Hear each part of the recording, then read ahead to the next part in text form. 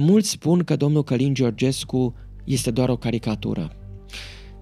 El spune că este o imagine a modului în care această Românie nu și-a gestionat crimele și traumele. Nu și-a gestionat trecutul legionar, trecutul antonescian, trecutul comunist și trecutul postcomunist. Toate aceste traume, toate aceste crime, tot acest mâl este domnul Călin Georgescu. Ce facem dacă nu avem un candidat care să ne reprezinte în mai? Cred că ar fi contraindicat și periculos să avem președinte pe cineva care este filolegionar, filoantonescian, filoceaușist și critic al scutului de la Deveselu. Îmi pare că ați găsit, nu știu, un zăcământ uriaș de nefericire. Până la urmă, nefericirea este cea care îl face pe om, generic vorbind, să fie atât de măreț și atât de fragil. Lumea este mai prosperă, mai sigură ca niciodată, dar în același timp noi suntem mai anxioși ca niciodată, suntem mai nefericiți. Nu există creator de fericire în viața unui copil decât mama lui.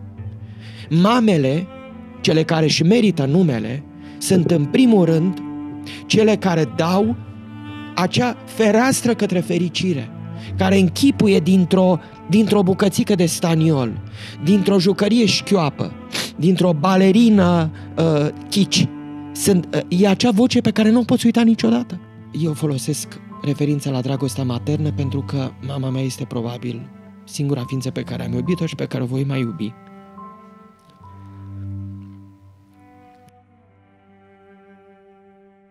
Merge Recu? Da. Poate vorbim și de Trump. Păi da, hai să începem cu el. Și-a lansat o monedă, criptomonedă, nu? Nu numai una. E și el și soția lui. Și nevasta. Da, pe modelul, dacă a mers cu el, se poate merge și cu nevasta. Da, e un om al timpului lui. Nu, cred că așa trebuie luate lucrurile. Se schimbă societatea, se schimbă timpurile. Da, auziți? Cum ar fi să-și lanseze Călin Georgescu o monedă?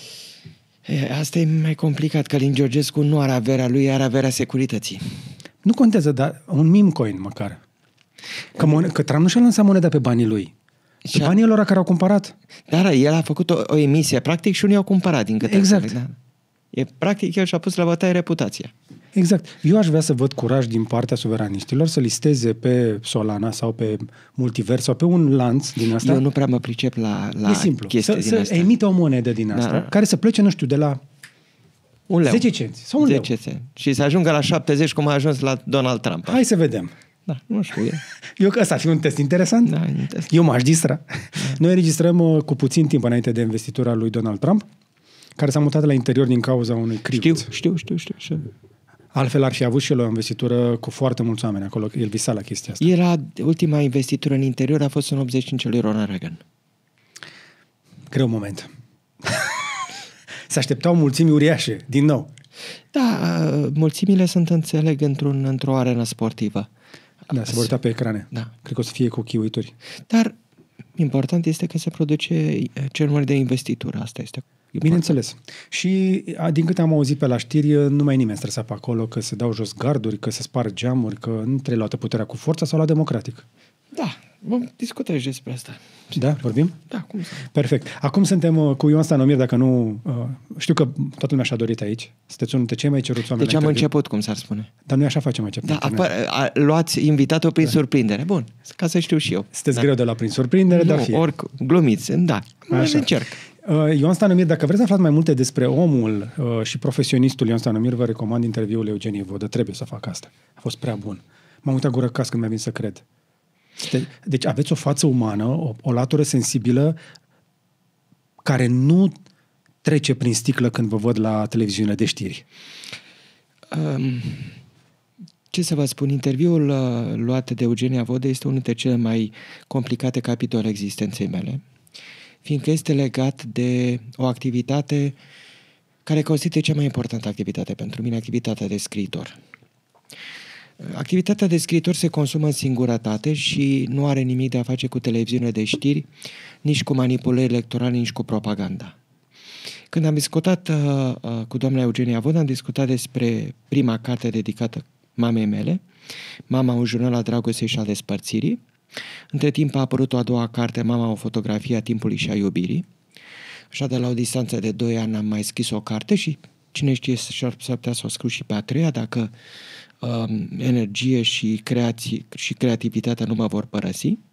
Așa încât a fost un moment delicat, fiindcă am discutat despre aceste elemente.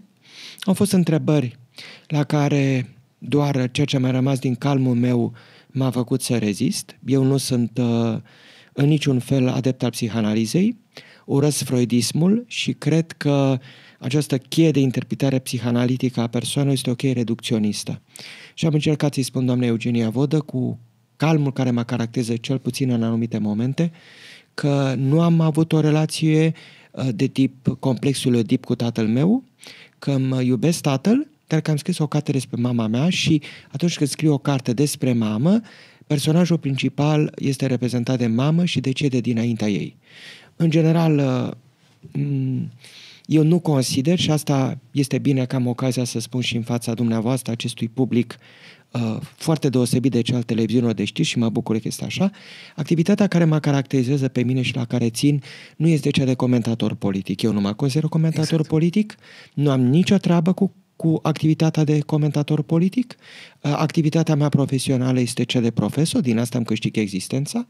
Am scris și cărți și articole științifice, pentru că altfel n-aș fi ajuns unde am ajuns, dar de ceva vreme și cu precădere în ultimii 5 ani mi-am dedicat ceea ce mi-a mai rămas din capacitatea mea creativă scrisului artistic, literaturii. Și consider că dacă cei care doresc să mă cunoască au această răbdare, ei mă vor găsi în texte.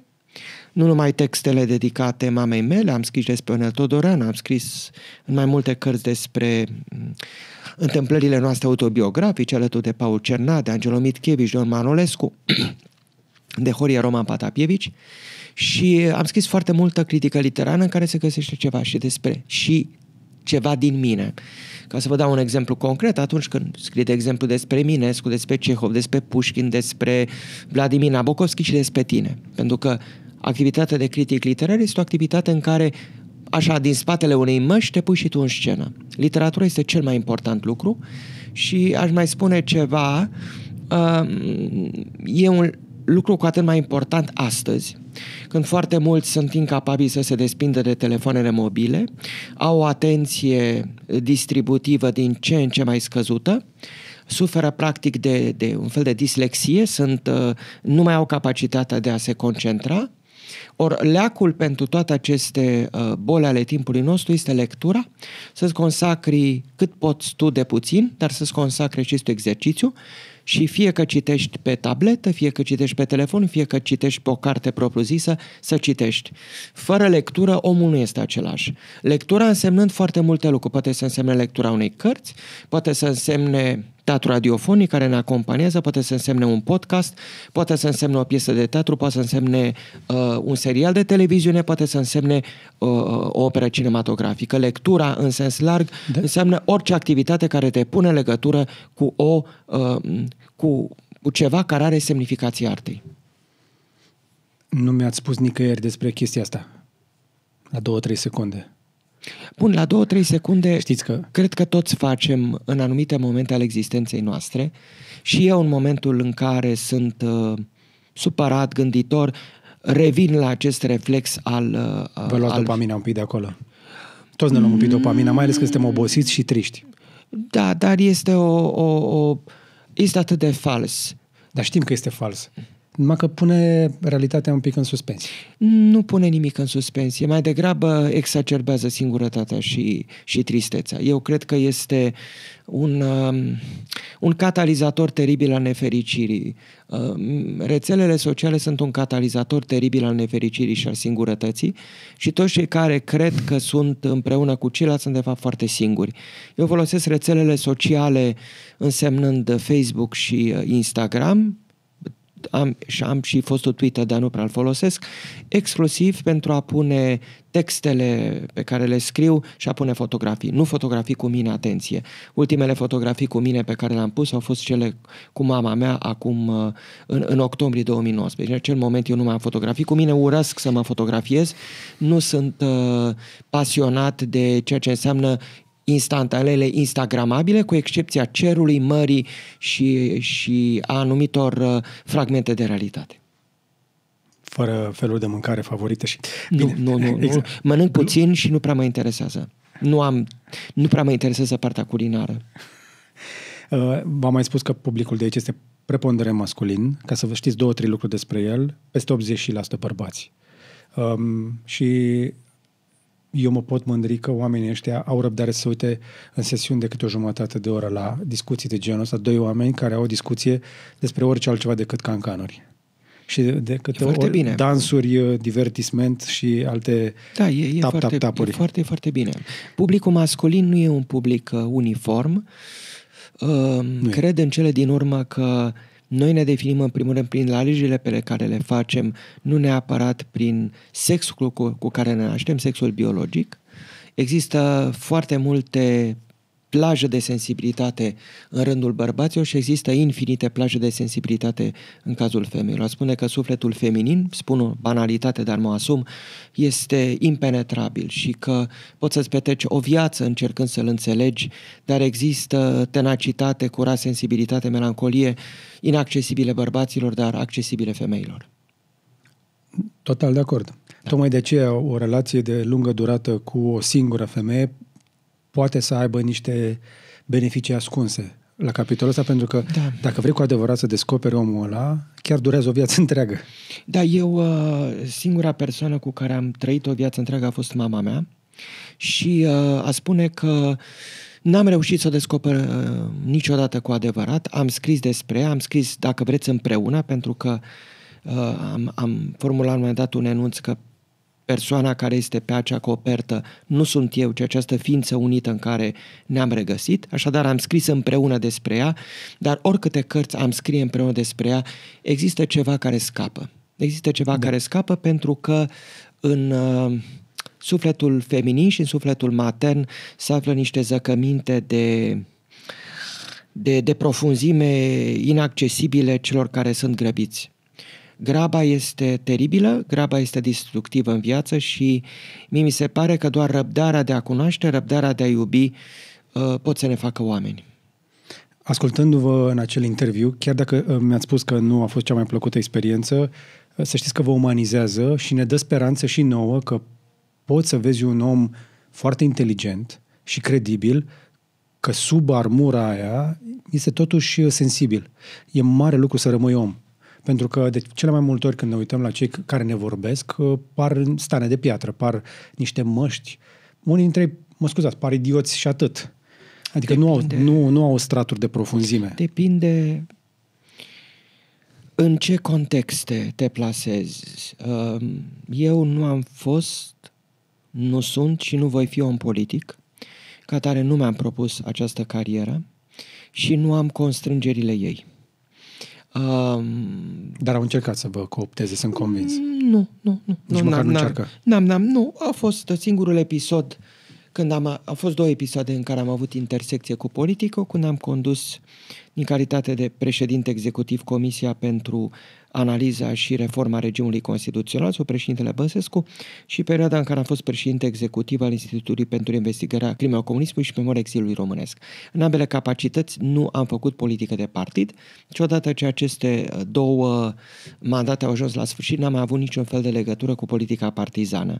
Și, cum v-am spus, și nu este niciun fel de cochetărie, cuvântul a umaniza nu și are locul aici, pentru că, în general, oamenii preferă să vadă la cei din fața lor ceea ce pot ei să înțeleagă. Așa este. Este în limita înțelegerii lor. Oamenii te reduc, este formula clasică a patului procustian pentru toată lumea ca să înțeleagă, celebrul bandit care îi tăia pe oameni făcându-i mai scurți sau mai scurți în funcție de unicul standard pe care îl avea. Este metafora perfectă. Cei care au puțin timp pentru a înțelege complexitatea acestei perspective procustiene și pericolul perspective procustiene pot să citească extraordinarul roman al lui Camil Petescu, Patul lui Procust, în care e un dosar de destine și un dosar de perspective. Și până la urmă oamenii înțeleg ceea ce doresc să înțeleagă și ceea ce vor să înțeleagă și în afară de ceea ce vor să înțeleagă, nu mai vor nimic altceva să înțeleagă. Eu, în momentul în care am trecut prin încercarea despărțirii de mama mea, am încercat mai întâi să vorbesc cu cei din jur. Când am înțeles că este inutil să vorbesc cu cei din jur, m-am retras și am înțeles odată pentru totdeauna că singurul mod în care mai pot vorbi este prin scris. Și rare ori vorbesc despre aceste lucruri. Am vorbit la Eugenia Vodă, vorbesc la lansările de carte, vorbesc la dumneavoastră, n-am niciun fel de ezitare, dar mie mi se pare că aceste cuvinte pe care le folosim patinează pe realitate. Adică se află la suprafața realității. Dincolo de realitate, în profunzime, se află cu totul altceva. Și ca să ajungi la... Acolo?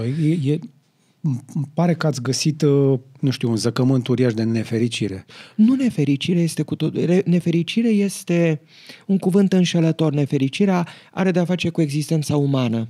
N-am vrut să spun mizantropie. Nu mizantropie, în niciun caz. Mizantropul este cel care își pierde speranța. Ceea ce am scris eu despre mama mea, am scris împreună, noi, nu are nimic de a face cu mizantropia. Dacă aș fi fost mizantrop, aș fi încetat să exist. Nu mi-aș mai fi găsit voce, nu aș mai fi dorit să scriu nimic și aș fi încetat să mai fiu. Dimpotrivă, cred că înțelegerea visului, a perspectivei, a privirii, a reunirii, acceptarea morții, nu au nimic de a face cu mizantropia, nici cu cinismul. Okay. Acceptarea morții este cea care dă sens vieții. Pentru că toți oamenii care se feresc de moarte nu trăiesc cu adevărat niciodată. Ei trăiesc fiecare zi ca și cum ar fi o zi ca oricare alta. Sunt fericiți să-și colecționeze aceste fotografii perfecte pe care să le rămeze pentru a stârni invidia celor din jur. Se feresc să se ducă la mormântări ca și cum ar lua de acolo lepră sau ciumă și nu vorbesc despre durerea celorlalți, temându-se că durerea i-ar putea contamina. Este sindromul, dacă vreți, sindromul lui Dorian Gray, cel care, personajul Oscar Wilde, era perfect tânăr, pentru că în spatele tinereții lui se afla un imens rezervor de monstruozitate și de crimă. Foarte mulți își păstrează această tinerețe înșelătoare, nu a inimii, ci a corpului, sferindu-se de sentimente. Eu cred că, dimpotrivă, trebuie să acceptăm că literatura, eu asta practic literatura, este singurul discurs care poate să aibă puterea de a se adresa morții și adresându-se morții să integreze moartea și viața într-un flux care înseamnă fluxul visului, al reveriei, al nostalgiei, să acceptăm că viața este și nefericire. Viața nu are nimic dintr-un instantaneu perfect. Viața poate fi extrem de nefericită și gândiți-vă la atâtea exemple. Am avut scritori extraordinari, Max Blecher. Max Blecher și-a trăit viața marcată de o boală teribilă, care l-a și ucis în condiții atroce. L-am avut pe Franz Kafka, care și-a trăit viața cum și-a trăit-o, fără ca nimeni să bănuiască ceea ce se întâmplă în adâncime. L-am avut pe Hölderlin, care și-a petrecut ultimii lungi ani din viață într-o eclipsă a minții. L-am avut pe Eminescu, a fost 15 ianuarie. Și dacă să privim puțin la Eminescu, Eminescu este, cu mult mai mult decât această colecție de locuri comune, este cineva care și-a trăit viața, a fost și fericit și nefericit, a avut episoade amoroase și a avut și aventură, a avut și mari iubiri, poate unele împărtășite, poate altele nu, dar în cele din urmă este cineva care a traversat în ultimii 6 ani de viață suprema încercare. Și mai sunt alți scriitori. Lumea nu știe că și Dimitrie Bolintineanu și Grigore Alexandrescu au trecut prin aceeași vale a plângerii, a pierderii rațiunii, așa încât destinul, cum este el, este greu de descifrat. Și cei care fac politică de obicei sunt cei cu care nu poți să ai un dialog pe această temă. Rare ori sunt cei care practică politica și au și o dimensiune a interiorității. Churchill, de Gaulle, oameni din această categorie pot să aibă acces la interioritate pentru că sunt în primul și în primul rând mari oameni și mari scriitori, ambii. Ok.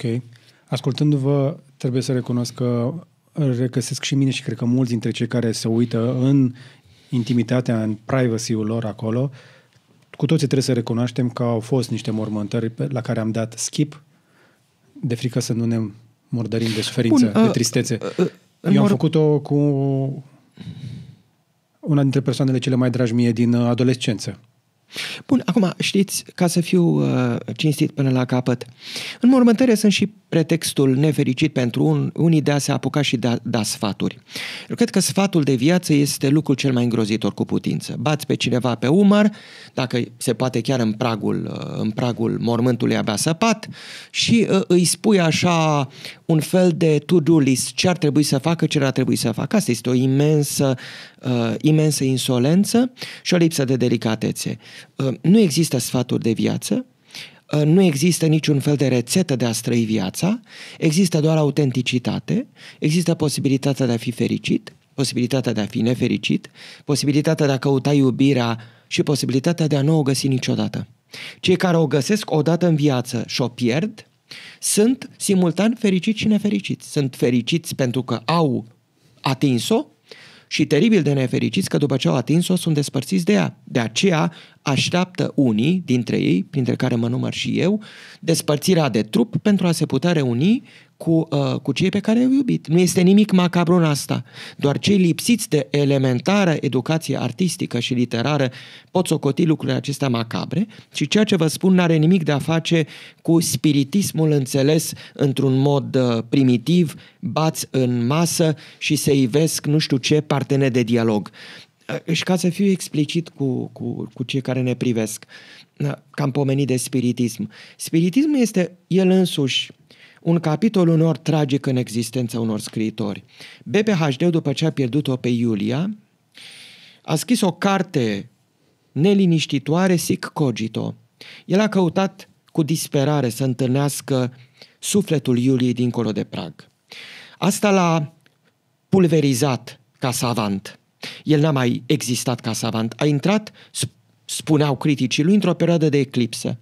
El spune că el a intrat într-o perioadă de redescoperire. În această redescoperire s-a ivit această carte unică în literatura noastră, Sic Cogito. Arthur Conan Doyle, cel pe care noi îl cunoaștem din perspectiva lui Sherlock Holmes și a profesorului Challenger, și-a pierdut copilul și alte ființe apropiate lui în Marele Război. Și din această căutare a copilului pierdut s-a ivit spiritismul. Spiritismul, așadar, pentru acești doi foarte mari scriitori, nu a fost un truc de prestidigitator. A fost pur și simplu reacția lor de coping. De asumare a absurdului. Pentru că, de fapt și de drept, moartea este învecinată cu absurdul.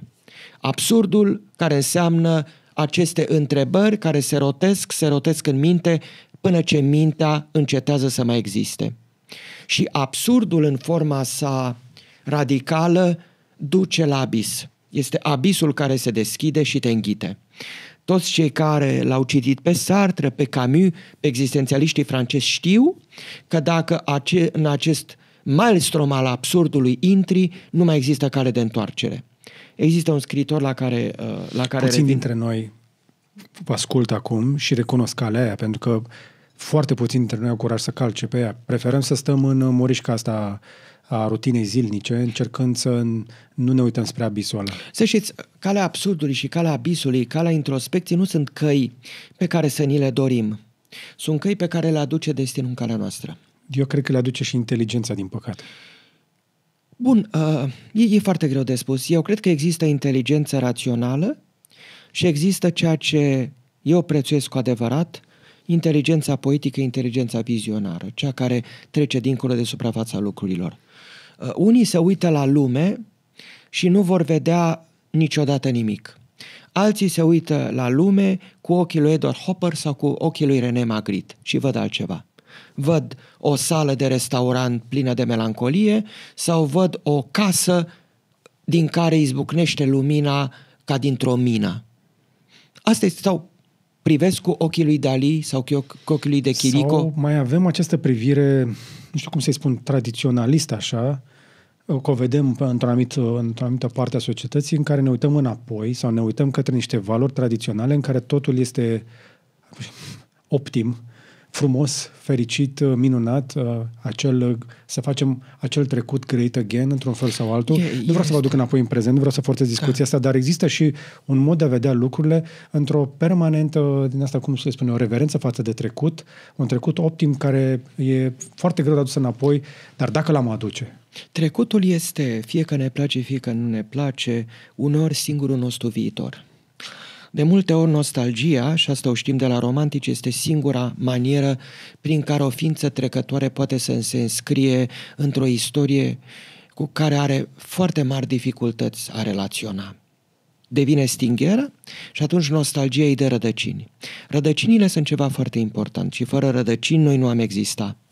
Nostalgia e ceva ce cultivăm unor inconștient. Faptul că păstrăm în casă anumite obiecte uneori minore și nu le aruncăm. O facem în virtutea nostalgiei. Faptul că unii spun hoarding. Nu știu. Nu se spune nostalgie, eu aș spune coping. Avem tot fel de cuvinte în astea noi care să pună nume la chestii. Da, eu cred... Dar mi se pare că atunci când îți refuzi traiul în prezent, pentru că e prea complicat. Nu e vorba de a fi complicat, nu. Ba da, este o lume complicată. Pentru cei mai mulți dintre noi, dacă și pe stradă și întrebăm acum 10 oameni, toți o să spună că e o lume foarte complicată. În primul rând, omul este complicat. Natura umană este complicată. Dar lumea este mai complicată ca niciodată. Lumea este complicată, dar dincolo acest nivel al imediatului, omul este el însuși complicat. Omul este o ființă care are, spre deosebire de toate celelalte mamifere, conștiința morții. Prin asta el se deosebește radical de orice alt mamifer. Apoi el se deosebește de orice alt mamifer prin faptul că are această conștiință a nostalgiei și a dorului și a durerii despărțirii de cei pe care îi iubește. Acestea sunt sentimentele umane. Până la urmă, nefericirea este cea care îl face pe om, generic vorbind, să fie atât de măreț și atât de fragil. Spun niște banalități, dar cred că acum... Nu sunt banalități, că astea sunt chestiile care ne preocupă cel mai mult într-o perioadă în care părem că lumea este mai prosperă, mai sigură ca niciodată, dar în același timp noi suntem mai anxioși ca niciodată, suntem mai nefericiți, cei mai mulți dintre noi. Acum trebuie spus un lucru. Revenim la IGDLCC îndată ce-ți spun despre sponsorul nostru, Darkom Energy, cei care ne garantează că nu ni se sting luminile din studio, adică nu avem niciodată pene de curent. Panourile fotovoltaice, invertoarele și bateriile sunt inima sistemului nostru energetic și cred cu tărie că sunt investiții importante, dar și rentabile. Cu acest sistem am economisit deja mii de euro la facturi, dar și mai important avem electricitatea garantată, fără fluctuații care ne pot defecta electricele și electronicele. Dacă ai în plan să construiești, să renovezi orice fel de clădire, inclusiv industrială, alege o soluție solidă de generare și stocare de energie. Noi colaborăm cu echipa Darkom Energy și îi recomandăm. Epocile moderne, care înseamnă epoci de accelerare economică, epoci de destructurare a comunităților, epoci de inovație, sunt epoci care accentuează anxietatea, neliniștea și căutările. Și gândiți-vă la un fapt. Epoca romantică este o epocă care se naște acum aproape 200 de ani într-un moment similar. Dispare societatea tradițională, revoluția industrială, apar orașele, peisajele se modifică, câmpiile pe care mergeai în libertate devin desfigurate de exploatări economice. Totul se schimbă. Și atunci evident că în om se activează ceva și creativitatea are și o dimensiune tragică. Nu întâmplător noi datorăm atât de mult romanticilor, pentru că ei, în mijlocul unei lumi atât de inovative și atât de marcate de noutate, au această capacitate de a privi spre viitor, fie spre trecut, dar au această capacitate de a privi. Eu sunt întotdeauna grăbit și înclinat să pun uneori pe Instagram sau pe Facebook picturile lui Caspar David Friedrich, marele pictor romantic german. acel om care stă cu spatele la noi și a cărui privire se pierde în necunoscutul. Necunoscut care poate însemna necunoscutul mării sau al muntelui. E de fapt și necunoscutul pe care îl simți în anumite texte ale lui Eminescu. Eminescu stă cu spatele la noi și vocea lui este vocea acestei priviri care se duce mai departe, mai departe. Asta este omenirea. Noi putem să fim preocupați de ceea ce se întâmplă în jurul nostru, dar uneori interioritatea, dacă este sacrificată, noi ne lobotomizăm.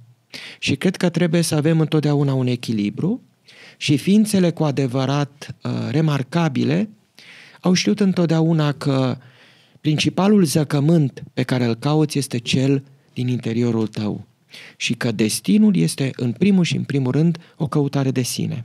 Nu e nimic pretențios în asta, este pur și simplu modul în care omul se înțelege și se dă un pic la o parte din acest vuiet al lumii și se caută pe sine. Și totuși devine din ce în ce mai greu, văd asta, cu cât e omul mai inteligent, cu cât e mai creativ, face efortul ăsta într-adevăr mai interesant pentru cei din jurul lui.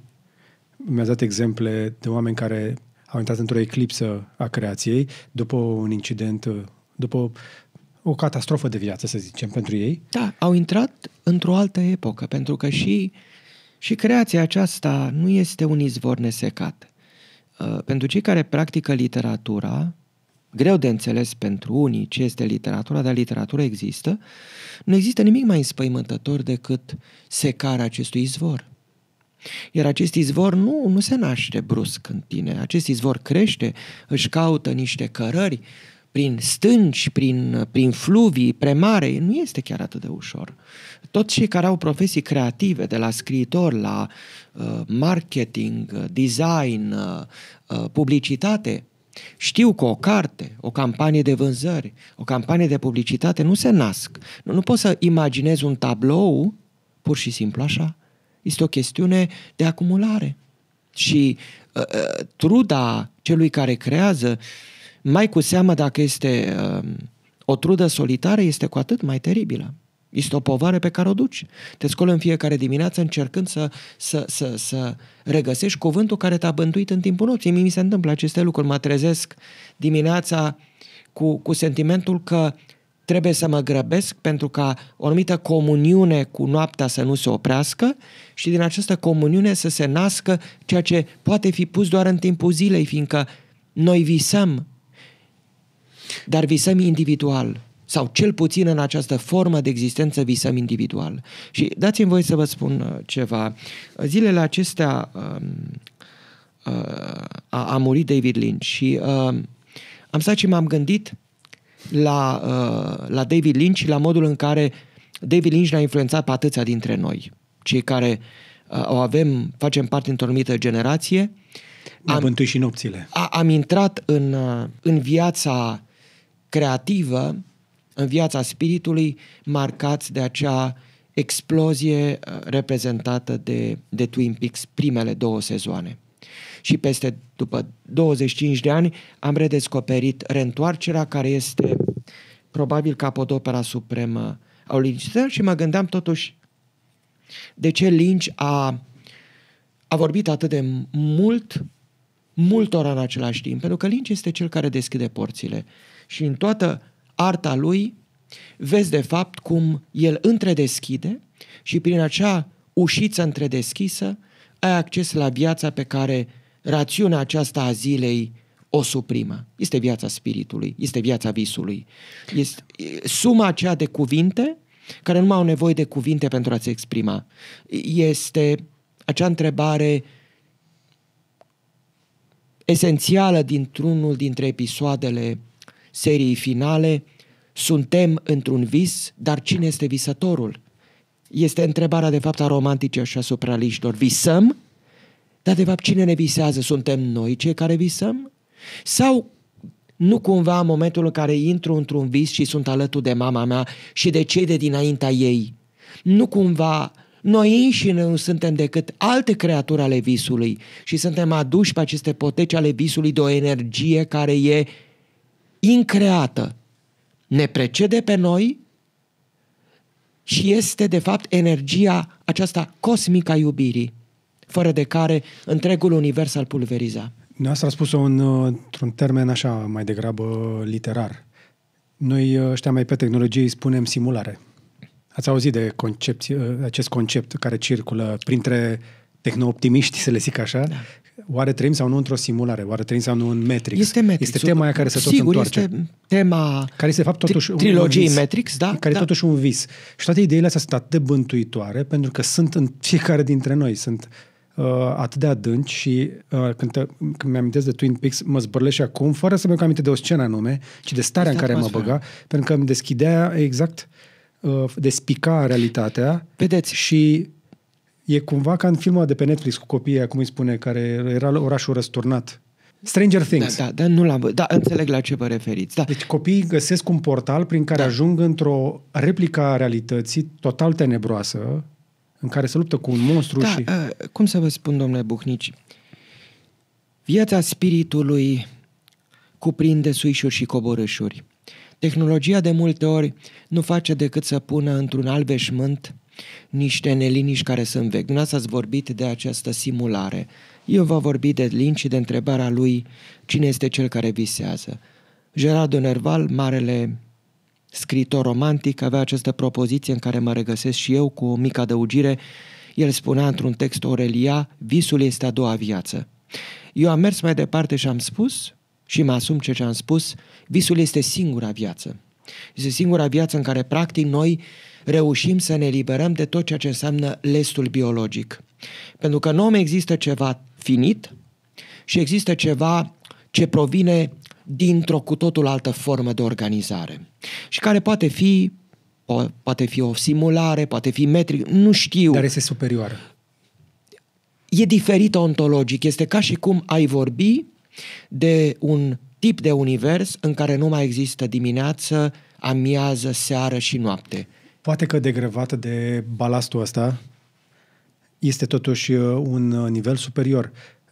Edison este faimos pentru faptul că adormea cu bilele în mână și fix înainte să adormă dicta unui asistent tot felul de idei care veneau și multe s-au transformat în invenții. Acea fereastră între trezie și vis. Sigur, visul este, sau mai corect spun, nu este ceea ce își închipuie psihanaliza freudiană că este. Există vise ca niște regurgitări. Te culci cu stomacul plin și visezi. Dar există și visele adevărate, visele vizionare, cele despre care a scris David Lynch. Fiindcă, atenție, trebuie să ne referim la David Lynch ca la un scriitor prin imagini, prin sunete. El este și compozitor, pictor, arhitect, este unul dintre marile spirite ale epocii noastre și despărțirea de el, cel puțin pentru mine, dar cred că și pentru multe cele care ne privesc, a fost într-un fel și o despărțire de cel pe care îl credeam nemuritor. Deschid o paranteză și spun că, de fapt, întâlnirea cu moartea este cumplită. De ce? Pentru că moartea este întotdeauna o abstracție. Până în clipa în care cel sau cea pe care îi credeai nemuritori, pentru că ai crescut și te-ai dezvoltat și ai îmbătrânit alături de ei, mor. Și în acel moment descoperi că și tu ești muritor.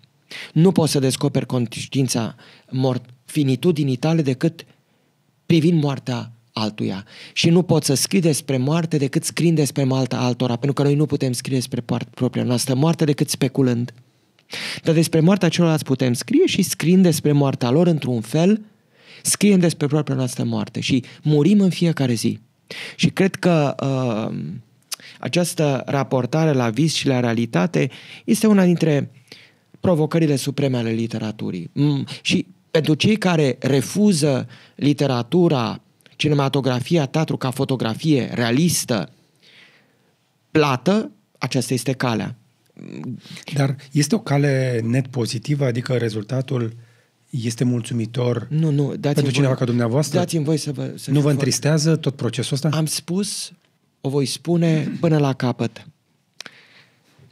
Ceea ce am scris eu în acești ultimi ani nu este destinat consolării, nu este opera cuiva bolnav de nervi și nu este o operă patologică.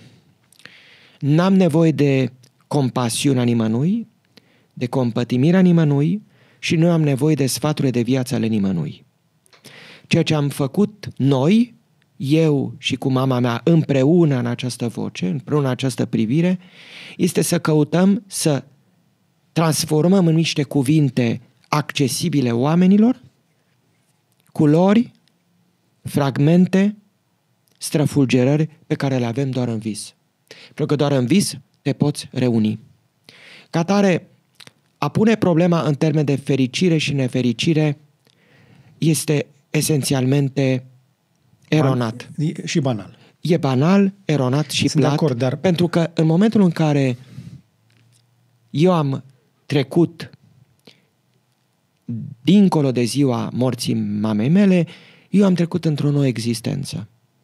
Am putut să exist în continuare, continui să trăiesc, dar nu mai sunt același. Total de acord, nu acolo vreau să sap, pentru că chiar nu mă ocup cu chestia asta și nu sunt chiar atât de bun de psiholog, psihanalist. Nu. Mă interesează pentru cei care se uită la noi să reușească să să-și creeze un pic de sens într-o existență care pare de foarte multe ori, mai ales pentru noi bărbați. Eu spun cu un pic de... Nu vreau să pară că îi mângâi le dau sfaturi, dar mulți dintre noi avem această percepție că suntem într-o morișcă în care în fiecare zi mergem și robotim acolo de dragul familiei și ne sacrificăm la nesfârșit, în timp ce percepția despre mulți dintre noi este că ori suntem prea duri, ori suntem prea departe, ori suntem prea încăpățânați. Percepția în general despre bărbați este destul de diferită față de ce este în spate. Și asta încerc să le dau un pic de speranță. Percepția în general. Că până și cineva ca dumneavoastră, una dintre vocile până la urmă ale momentului, ale generației noastre, din lipsă de alte voci care s-au retras din piața publică și noastră încă rezistați, mare lucru, chiar și oamenii ăștia în spatele acelei armuri de care ziceam sunt... Acum, pentru că mie îmi place foarte mult să fiu în dialog cu cei care n-au legătură cu establishmentul acesta de propagandă televizată sau mediatică, cum vreți să-i spuneți, voi fi foarte direct cu dumneavoastră și vă voi contrazice. Eu cred că nu bărbații sunt cei care duc povara sacrificiilor, ci femeile. Și dați-mi voie să-și argumentez. Nu le contrapun pe cele două. Eu doar schimb perspectiva. Ok. Și vă vorbesc din unghiul meu de viață.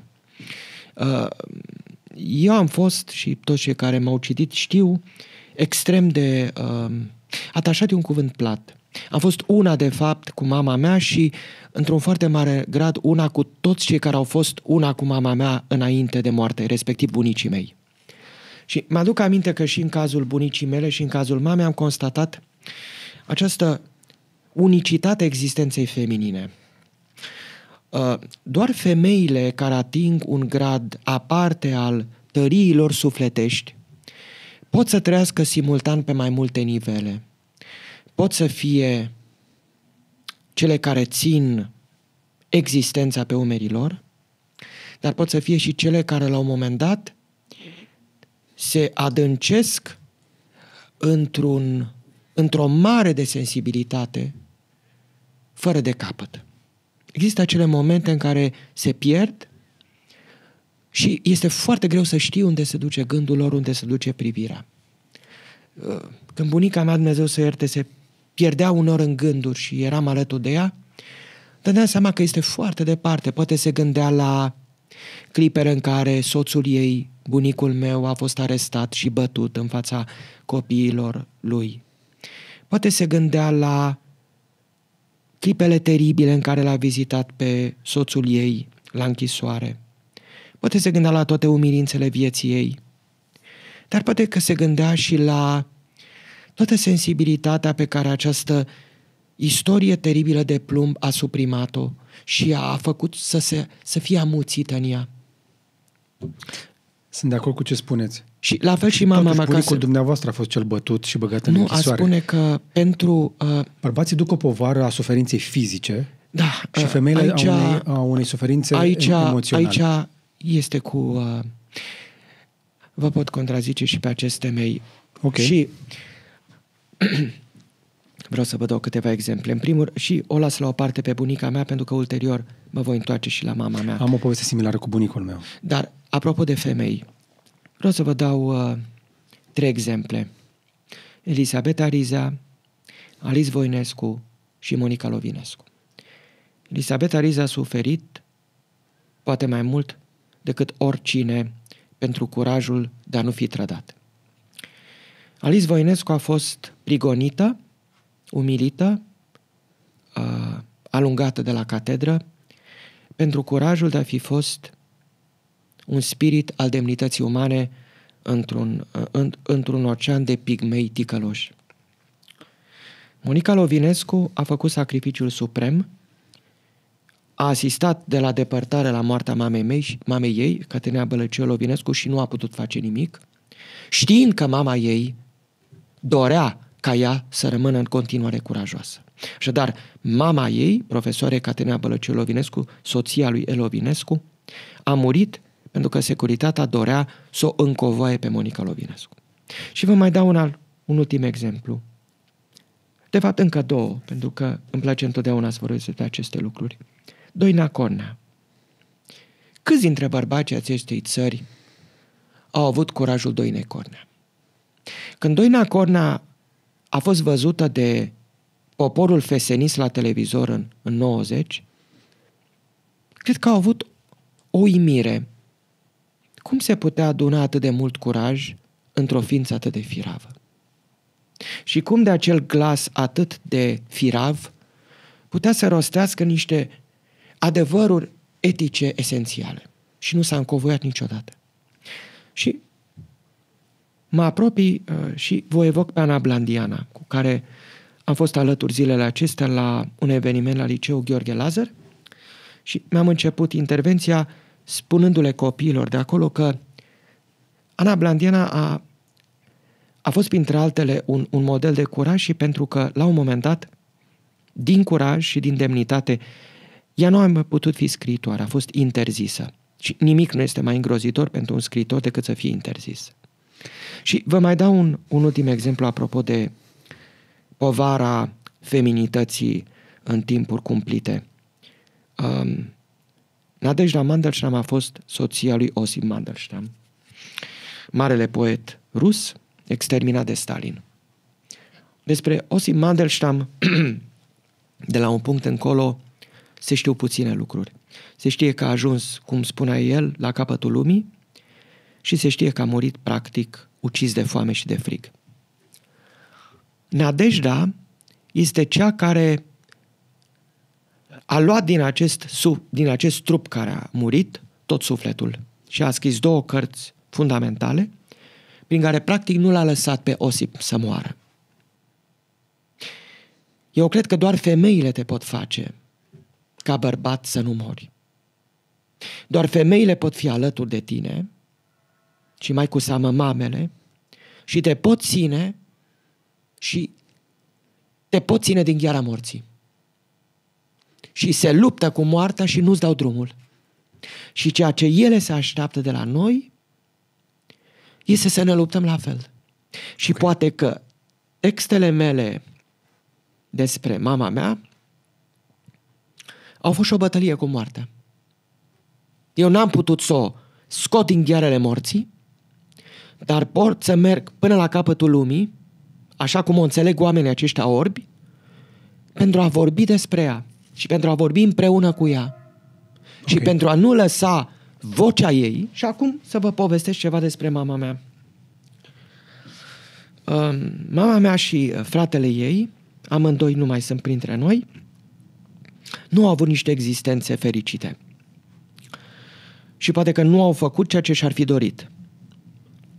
Dar mama mea, înainte de toate, a trăit poate cu acest vis secret că ar fi putut face mult mai mult decât i s-a permis să facă.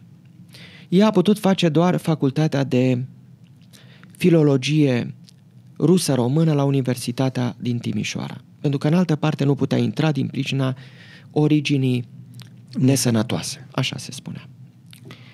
Și mă aduc aminte că unul dintre episoadele pe care le evoca era această umilință teribilă la care a fost supusă când și-a susținut lucrarea de diplomă și când niște profesori odioși au umilit-o până dincolo de limitele pe care le poate suporta cineva. Mama mea probabil că și-ar fi dorit să facă o carieră muzicală, dar nu a fost să fie. Dar, și aici este curajul feminin, din toate aceste încercări a reușit să extragă puterea de a fi profesoară, intelectual, soție și mamă. În această ordine, atenție. Eu de fiecare dată când am scris despre am început cu calitatea de profesoară. Nu soție, nu mamă. Pentru că înainte de a fi soție și mamă a fost profesoară. Și a fost profesoară în niște condiții teribile pe care poate cei dintr-o anumită generație și le mai pot aminti. Este vorba de profesoarele suplinitoare. Am mai avut o poveste aici, povestea unei doamne, prima femeie făcută general vreodată în România, care s-a ocupat de evidența populației și a făcut primul buletin de plastic din România. Și povestea ei este șocantă pentru cineva din vremurile noastre, când îți dai seama că multe sute de ani în urmă, dar chiar și în ultimii 10 de ani, pentru cele mai multe femei cu un pic mai multă inteligență și un pic mai multă voință, totuși cariera era de prea puține ori în mâinile lor. Da, soarta lor apărea de foarte multe ori o frunză eu aș vrea să spun, apropo, și cu asta închei, și spuneați frunză în vânt, da, dar mama mea, ca și alte femei puternice, nu a fost niciodată doar o frunză în vânt. Mama mea a putut fi umilită, a fost profesoară suplinitoare de limba rusă, într-o epocă în care copiii nu iubeau limba rusă. Dar toți cei care o revedeau pe stradă după aceea... să învăț limba rusă cu forța. Dar toți cei care o revedeau ulterior pe stradă își aminteau de căldura cu care mama mea preda nu literatura rusă sovietică, ci gramatică, adică osatura limbii. A putut fi umilită, a putut fi făcută să plângă și am văzut-o plângând. Dar nu a cedat. Și cred că dacă, și asta aș vrea să întăresc ceea ce a spus, nu poate să existe o societate demnă fără autodeterminarea femeii. Femeia este, prin autodeterminarea ei, testul suprem al unei societăți. Autodeterminare profesională, autodeterminare umană, autodeterminare emoțională. Și vreau să vă dau un exemplu care uneori greșit dat și trivializat. Am ascultat și am citit de multe ori piesa lui Ibsen, Nora, O casă de păpuși. Și este această replică în piesa lui Ibsen. Soția se desparte de soțul care o tratează ca pe un accesoriu a cărui menire este pur și simplu să facă ceea ce alții îi spun să facă. Da. Și iar această replică care întotdeauna m-a urmărit. Eu nu sunt, parafrazez, eu nu sunt un copil, nu sunt într-o casă de păpuși. Eu sunt cea care te-a salvat pe tine, asumându-mi un risc, încheind o poliță de împrumut, când acest lucru mi era mie refuzat. Și toată povara eșecurilor tale este pe umerii mei. Eu cred că o societate se eliberează cu adevărat, istoric, uman și intelectual, doar când femeile au acest drept la autodeterminare. Și că lupta noastră nu trebuie pusă sub un slogan. Este o luptă pentru demnitate. Dacă este să simplificăm, pentru mulți poate să pară feminism la prima vedere, dar în realitate este ceva ce am câștigat cu greu, mai ales după Revoluție, și e ceva ce trebuie păstrat și dezvoltat, însă... Dar dați-mi voie încă o dată să vă contrazic. Lumea privește clișeistic.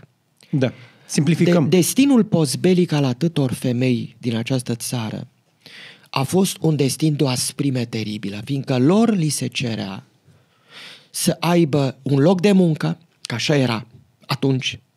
Au fost practic propulsate de regim în cele mai inospitaliere locuri de muncă uneori.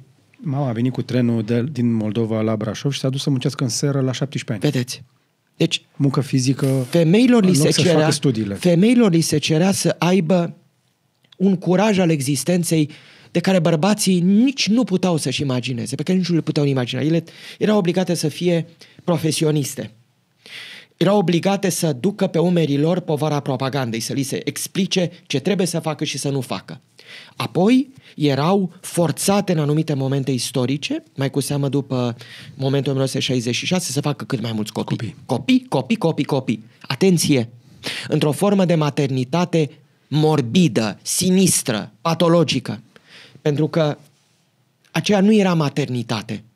Era ca un fel de șeptel în care Partidul Comunist injecta niște steroizi. Să creștem. Și apoi era acasă. Acela acasă unde trebuia să improvizezi din sărăcie, și toți am trecut prin asta, fericirea copilului tău. Așa este. Și iertați-mă, nu există creator de fericire în viața unui copil decât mama lui. Mamele, cele care își merită numele, sunt în primul rând cele care dau acea fereastră către fericire, care închipuie dintr-o bucățică de staniol, dintr-o jucărie șchioapă, dintr-o balerină chici, o frumusețe pe care acel copil nu o va uita niciodată. Sunt cele care îi duc pe copii la spectacole. Sunt cele care citesc alături de bunici prima carte. E acea voce pe care nu o poți uita niciodată. E cel mai... E misterul existenței. Până la urmă. Cred că atunci când ne uităm la mame, la femei în general, cred că și de aceea noi bărbați suntem atât de atrași vizual de frumusețea unei femei. Și am de multe ori și m-am întrebat de ce ne atrag atât de mult femeile care se îmbracă, spre exemplu, flamboyant sau colorat sau tot felul de accesorii. Și concluzia la care am ajuns, am încercat să reduc, să simplific, este că în femeie se regăsește natura. Că viața, nu, o regăsim în natură și femeile sunt adevăratul, cum să zic, i-aș zice lanț, acest lanț, prin lanțul acesta al vieții, prin care viața merge înainte și merge prin ele. Da, mie mi este foarte greu, vă mărturisesc, să vorbesc despre feminitate pur și simplu, fără alte circumstanțieri. Fiindcă eu, nefiind un scriitor de ficțiune propriu-zis, nescriind romane, singurele texte de ficțiune pe care le-am scris au fost cele în care împreună cu ea am scris despre noi. Și pot să vă spun următorul lucru.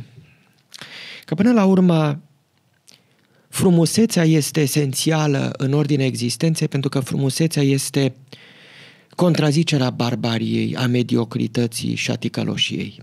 Și vă voi da un exemplu din viața mamei mele, pentru că pe aceea o cunosc și eu urăsc să dau sfaturi și îmi permit să mă raportez la ceea ce cunosc mai bine. Mama mea întotdeauna era foarte atentă la modul în care se îmbrăca și chiar dacă noi am dus o existență destul de dificilă, material, ea avea aceste momente de fericire în clipa în care își îmbrăca noile rochii croite pentru ea. Eu întotdeauna am avut o reținere în a avea o perspectivă filistină asupra existenței femeilor. Unii spun, femeia nu trebuie să se îmbrace. La ce trebuie atâtea genți? La ce trebuie atâtea genți? La ce trebuie atâtea rochii? La ce trebuie rujul? La ce trebuie... De ce nu mă lași pe mine să-ți spun cum ai vrea tu să trăiești? Sau măcar fi un pic mai economă. Nu, asta este... Iertați-mă, asta este o formulă filistinismul absolut. Exact. Asta este ceva ce... Pot să vă confirm, din nou, să ne confirme băieții, bărbații care se uită, la un moment dat, dacă stai suficient de mult într-o relație cu o femeie, ajungi să te împaci.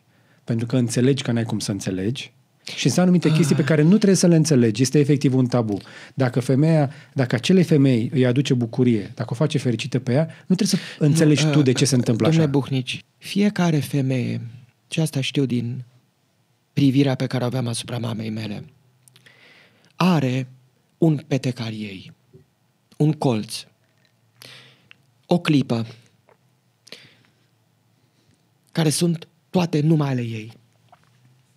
Și nimeni dintre noi nu are dreptul să intre în acea clipă care este numai ei.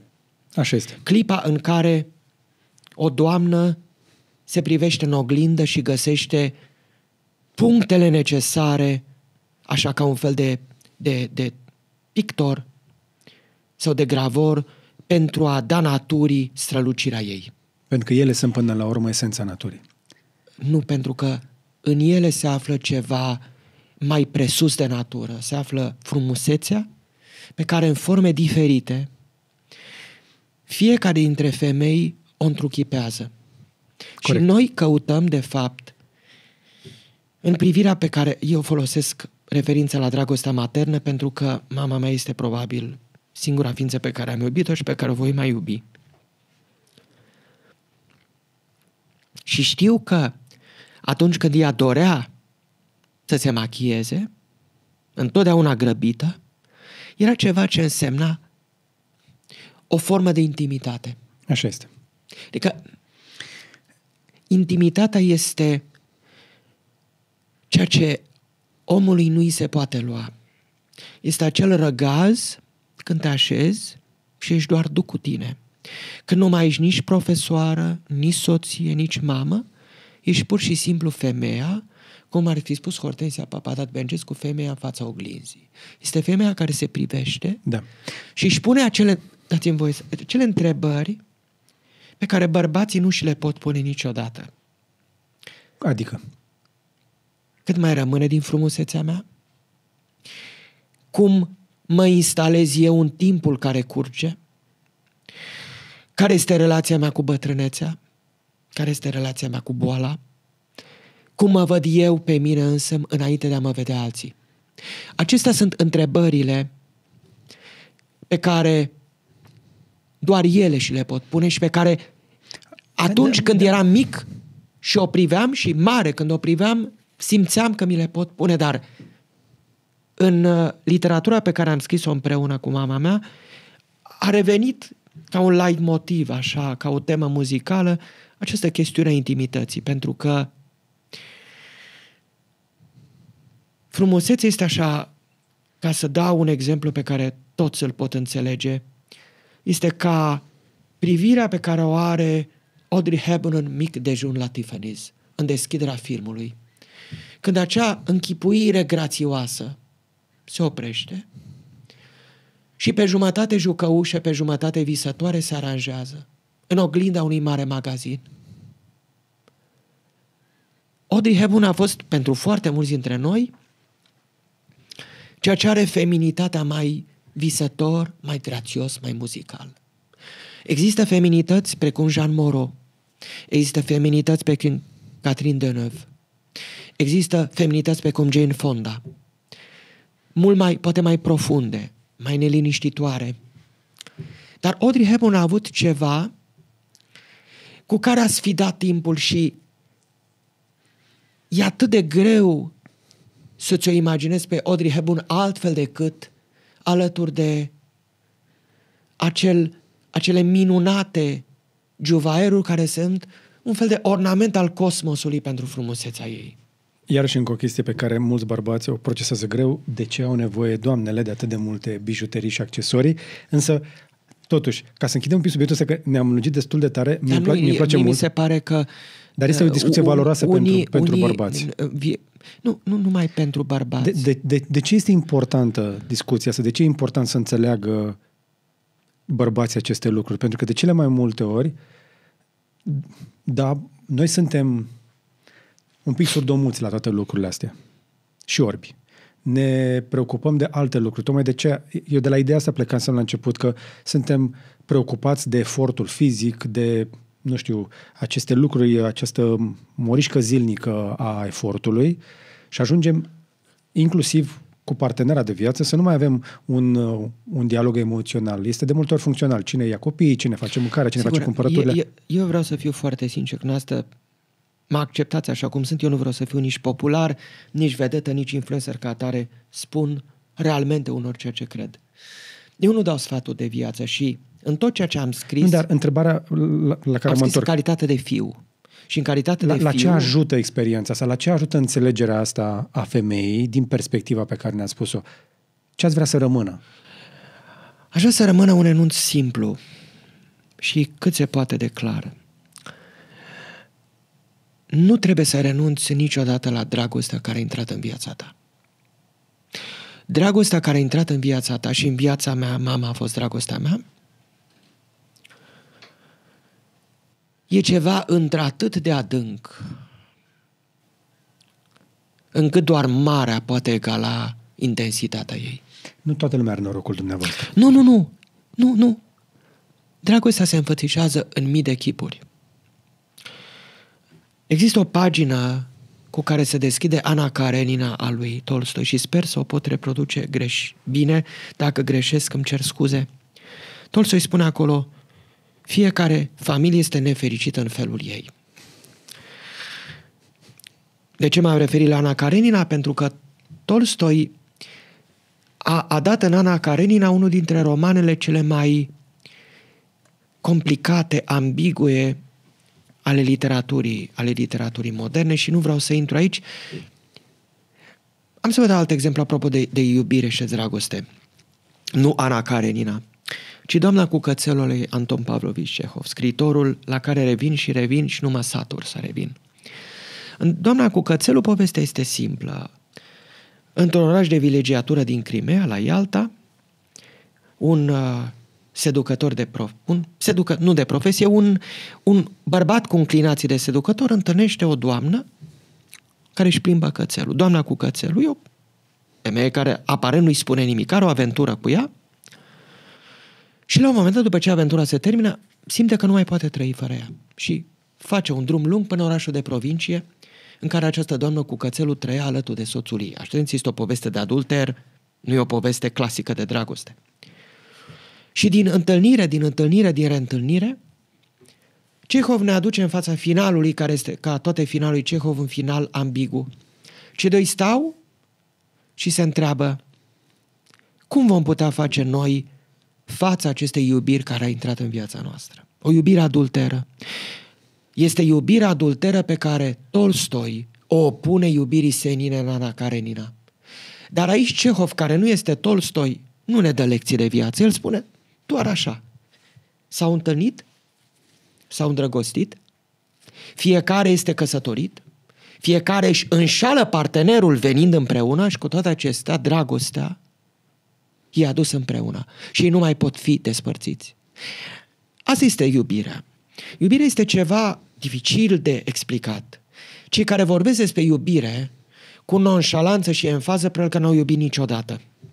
La fel cum cei care vorbesc despre religie cu enfază și nonșalanță, probabil că sunt cei mai mari tartufi și ipocriți ai lumii. Cred că despre lucrurile delicate și discrete îți este aproape imposibil să vorbești ca și cum ai fi un tonomat. Baci fisa și începi să curgă melodiile. V-am dat exemplul lui Cehov pentru că Cehov s-a căsătorit cu o mare actriță rusă, Olga Knipper, dar ei nu au putut trăi împreună pentru că Cehov, fiind bolnav de o boală care l-a și ucis, nu putea trăi în climatul nordului Rusiei. Și ea era actriță la teatrul lui Stanislavski, la teatrul de artă din Moscova. Și ei și-au trăit iubirea la distanță. Și momentul de apoteoză scriitoricească a lui Cehov a fost în proximitatea morții.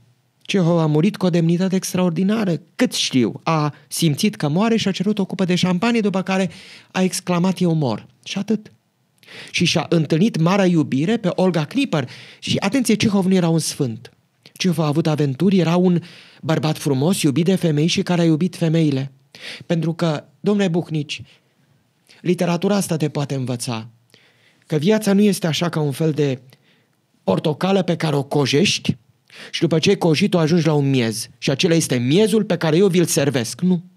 Ajungi la altă portocală pe care o descozești până ce viața s-a dus. Da. Și descoperi că tot sensul e printre mâinile tale, cum ai încercat să prinzi apa mării și ți se scurge printre degete. Ca să facem o glumă relatată de proful Borțun, sunt țestoase până jos. Da, sunt sindromul păpușilor rusești. Sunt păpuși. Păpuși. Da, face ce face și ajunge la ruși. Dar pe cât de frumos vorbiți despre literatura rusă, atât de dur sunteți față de rușii momentului. Schimbăm un pic registru? Da, vă rog. Am fost foarte, cum să zic, încă o dată, păreți mult mai sensibil decât păreți la televizor, unde de cele mai multe ori sunteți adus ca o voce a rațiunii, toată lumea tace și vă ascultă, vorbiți așa foarte tăios și sunteți cinic. În ce sens cinic? felul în care puneți problema, pare că, exact cum a zis, nu sunteți în solda nimănui, dar... Nu, eu am un model și profit de ocazie să spun a mia oară că sunt două spirite ale secolului 20 pe care le-am admirat și care mă îndrupă intelectual. Soia Berlin și Raymond Aron. Raymond Aron a fost și comentator politic și eu nu mă pot compara cu un asemenea spirit proteic și enciclopedic în sensul cel mai larg al cuvântului. Dar ceea ce am învățat de la acești doi mari intelectuali europeni este că nu trebuie să ne trădăm cuvântul și că trebuie să fim corecți în folosirea cuvintelor. Cuvântul nu trebuie demonetizat. Și ca atare, ori de câte ori eu încerc să mă pronunț pe chestiuni unde sunt adus din perspectiva expertizei mele profesionale, încerc să nu trișez. Atât. Sunteți optimist în legătură cu viitorul apropiat? Da, vreau să mă întrebați ceva de Rusia. Ați constatat că există o sciziune la mine? Nu văd o sciziune. Văd de foarte... Este imposibil să ignori profunzimea oricare discuții când ajungi să vorbești despre spiritul rusesc, despre literatură. Spiritul rus. Dați-mi voie să vă mai contrazic încă o dată. Vladimir Nabokov, unul dintre scriitorii la care țin atât de mult, avea această formulare, era un spirit mai iconoclast și mai casant. El spunea, spiritul rus, ca să parafrazez și să îmbogățesc formulele Nabokov, a spune este ca o viziune pentru bucătărese și pentru filistini. Nu există spirit rus. Există doar o sumedenie de voci exprimate în limba rusă.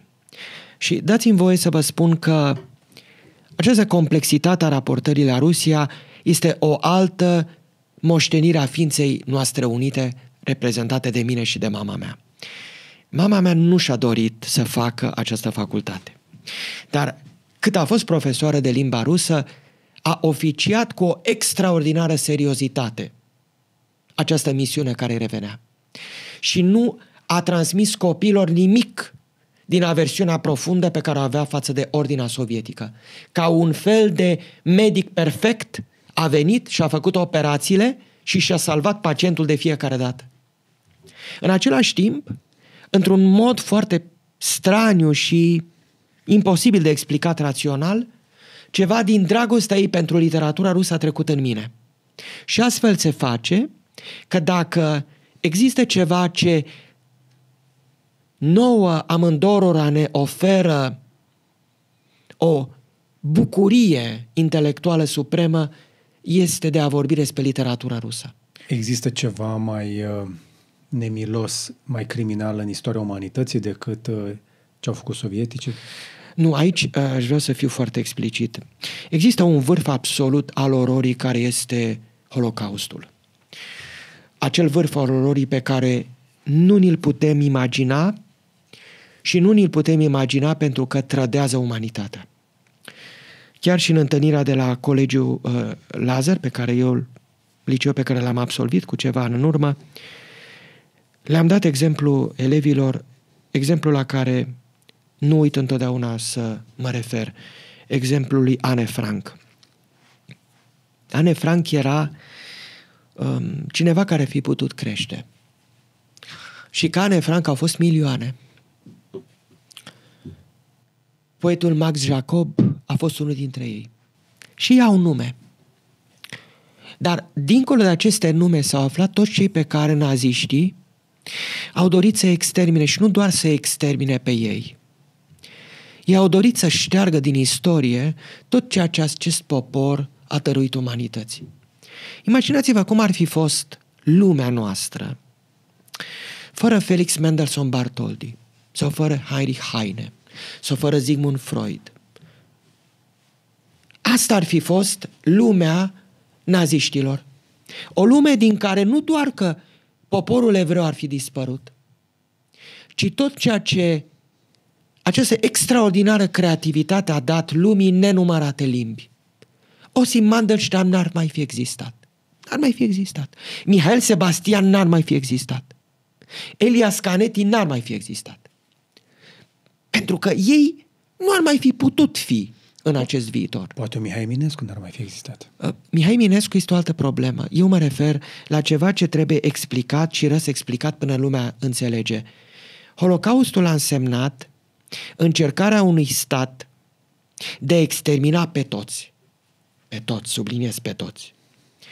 Crimele împotriva comunismului nu trebuie niciodată comparate. Ele trebuie privite de ceea ce au fost. Au fost crime împotriva umanității, ca să folosesc o terminologie ușor de înțeles pentru cei care ne ascultă, și au fost în anumite situații și genocid. Și ca să fiu bineînțeles de cei care ne privesc. Crimele la Katyn, ofițerii polonezi uciși în pădure de sovietici. Ce sunt oasele acelea? Pentru că întotdeauna trebuie să înțelegem istoria pornind de la o poveste. Nu? Anne Frank este această poveste teribilă a unui copil trădat de niște ticăloși și trimis să moară în niște condiții atroce. Într-un alt registru, total diferit, dar similar prin al suferinței teribile, sunt acești ofițeri polonezi de la Katyn, care ajung și ei la un fel de capăt al lumii, precum a ajuns Osip Mandelstam, și sunt transportați până ce dispar și îi se pierde urma. Și la un moment dat, foștii colegi de alianță ai sovieticilor, naziștii, îi descoperă într-o pădure, îi descoperă ca rămășițe și ei sunt, de fapt, oasele lor sunt urma celor care au fost uciși cu un glonț în cap. Și culmea este că aceste oase nu au odihnă nici după moarte. Ele sunt disputate. Sunt un fel de monedă de schimb într-un război propagandistic între naziști și sovietici. Naziștii vor să le explice polonezilor în 43: noi nu suntem monstruoși, uitați-vă, sovieticii sunt monstruoși. Sovieticii spun: ba deloc, nu noi suntem monstruoși, naziștii sunt monstruoși. În acest meci, cei care sunt uitați sunt ofițerii de la Katyn, cei care sunt împușcați acolo și care sunt cine? Medici, ingineri, avocați. Sunt rezerviștii pe care armata poloneză îi chemase și care reprezentau, de fapt, într-un fel, coloana vertebrală a Poloniei. Și am să vă fac o mărturisire. Eu i-aș ruga pe românii care ne privesc să lase la o parte un clișeu privitor la slavi. Noi am fost crescuți, pe bună sau pe rea dreptate este o altă problemă, într-un fel de complex de superioritate al popoarelor latine. No, noi suntem urmașii Romei. Și le spune că popoarele slave sunt la fel de complexe și de polifonice și de subtile ca și popoarele noastre. Ai pe polonezi, pe ucraineni, pe cehi, pe ruși. Sunt popoare care au dat fiecare în felul lor. Îi ai pe slavii de sud, pe sârbi, pe croați, pe bulgari. Îi ai pe sloveni, pe slovaci. Sunt atâtea popoare. Și în fiecare popor slav se găsește ceva ce mie întotdeauna mi s-a părut fascinant, unic și întotdeauna m-a stimulat să mă apropii de aceste națiuni. Ereditar, probabil, și eu am ceva sânge slav. Eu nu mi-am făcut niciodată verificarea genealogiei mele, pentru că eu mă socot român din perspectiva limbii pe care o vorbesc. E inevitabil, dacă ne facem teste genetice, o să S-ar putea să descoperim că nu suntem români verzi. Noi toți. Eu nu cred că există români verzi. Nu știu cum ar arăta românul la verde. Dar încheind povestea celor de la Katyn, a spune că... Da, oamenii tânjesc după perfecțiunea... Perfecțiunea construită din Mucava.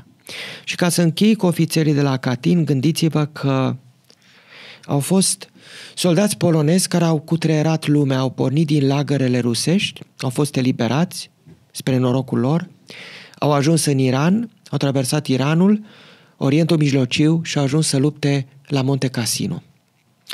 Și în 45 ei nu au avut parte de parada victoriei, pentru că sovieticii nu doreau să vadă pe polonezii liberi.